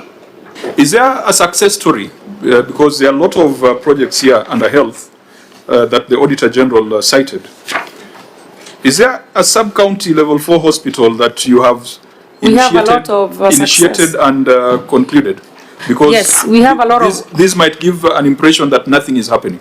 No, Chair, that's the wrong perception, and let me correct that. When we came into office, we found all these hospitals and many more that you have not read that had been done and left not complete. And I'm actually talking about running into billions of shillings to complete the hospitals and equip them. So when I came into office, we said that any contractor who has not been working, the contract is cancelled, we re-advertise and get them going. That is where we are. We just this week, today is what, Friday? Thursday, I don't even know. On Tuesday, I went and opened in Elbagon level 4 the maternity. So many of them we are now completing, but we are having to do a lot of work that was left incomplete, and the budget could only go so far.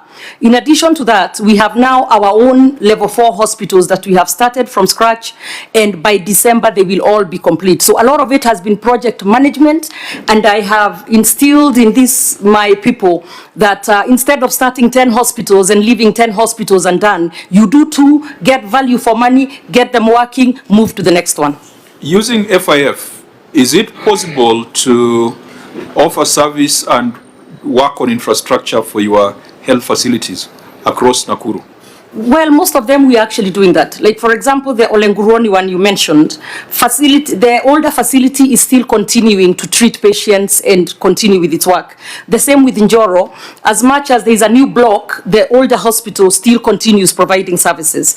In Maimahio, the same thing. In Elbagon, the same thing. So we are still offering services, just not in the new building. So, members, we can allow the auditor to look at these projects, the deviations in the health sector.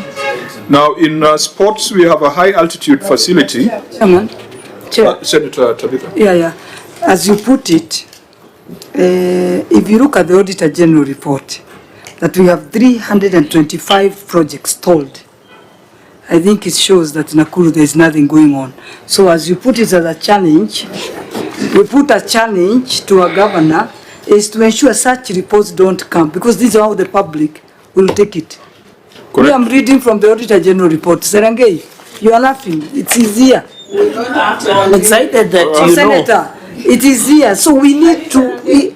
I don't know where we don't know if she's right, but I'm excited that she's quoting the Office of the Auditor General report. Yeah, so that is the reason why. This is a public document, and you're not my smiling machine whenever I see you, so you don't have to order, Senator 325 projects. Chair, may I respond to that? Because we can't leave it open. Chair, I have Nakuru people watching, and when their statement always begins with Nakuru people, let me respond. Okay, just... It says project status, not stalled. Maybe we learn to read. Just a minute, Governor. Just a minute. Senator Tabitha is referring to the observation of the Auditor General on project implementation status. So it is not something plucked from the air. So I also want you, I'll give you an opportunity to respond, but to be guided that it is not a personal allegation. She's just reading what is in this report. 325 projects. May I point out the statement, maybe it escaped the person saying that, were incomplete at various stages of completion as detailed below. So it's not that they're just sitting there not being done, and there is nothing there by reading that statement that implies there is no work being done. But if the senator was on the ground in Nakuru versus just talking from elsewhere, she would know there is work that is happening. Governor, Those are not the senator's allegations.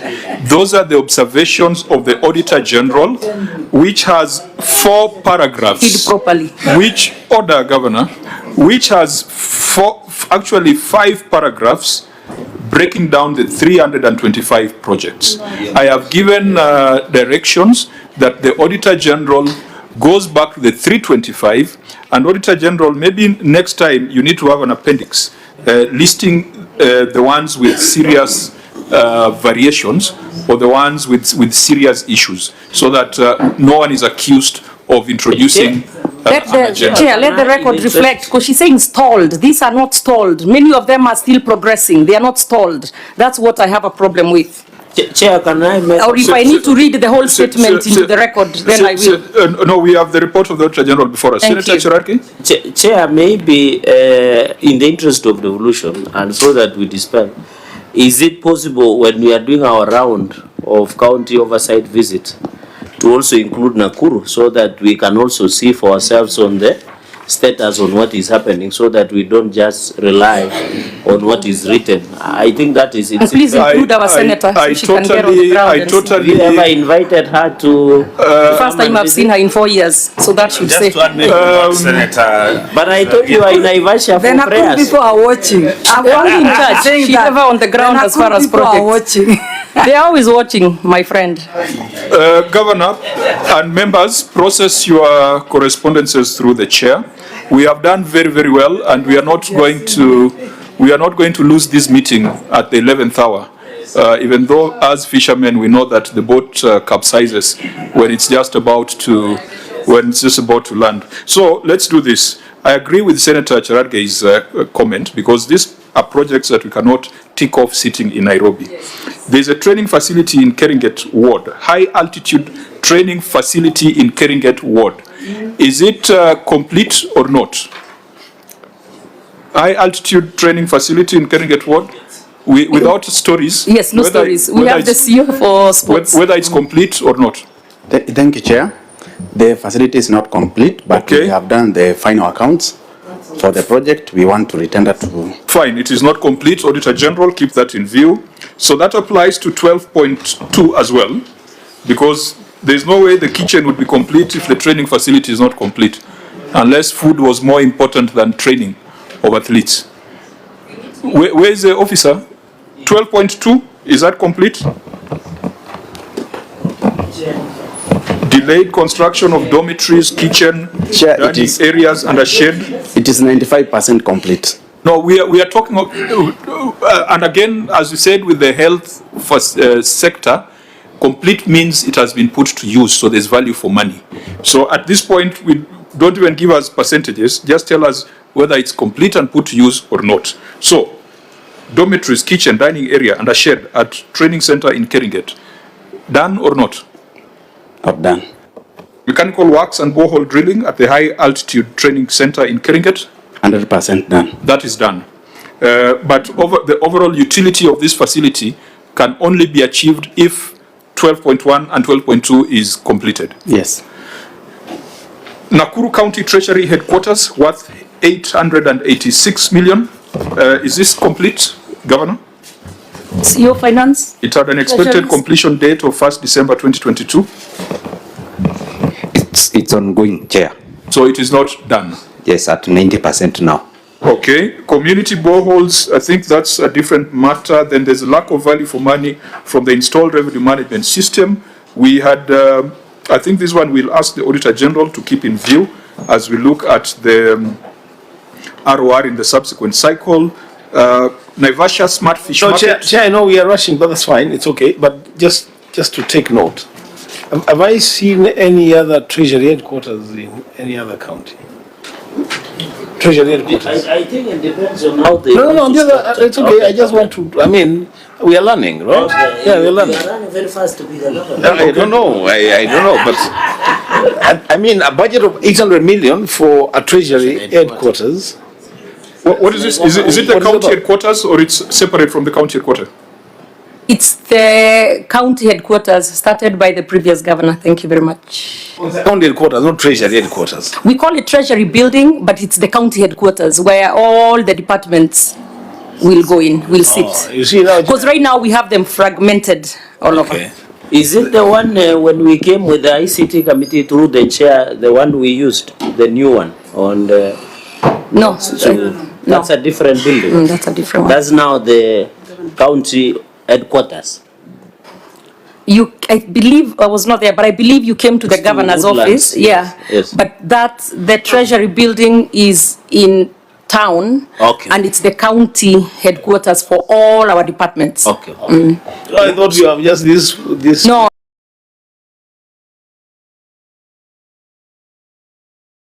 No. Your treasury has. No. What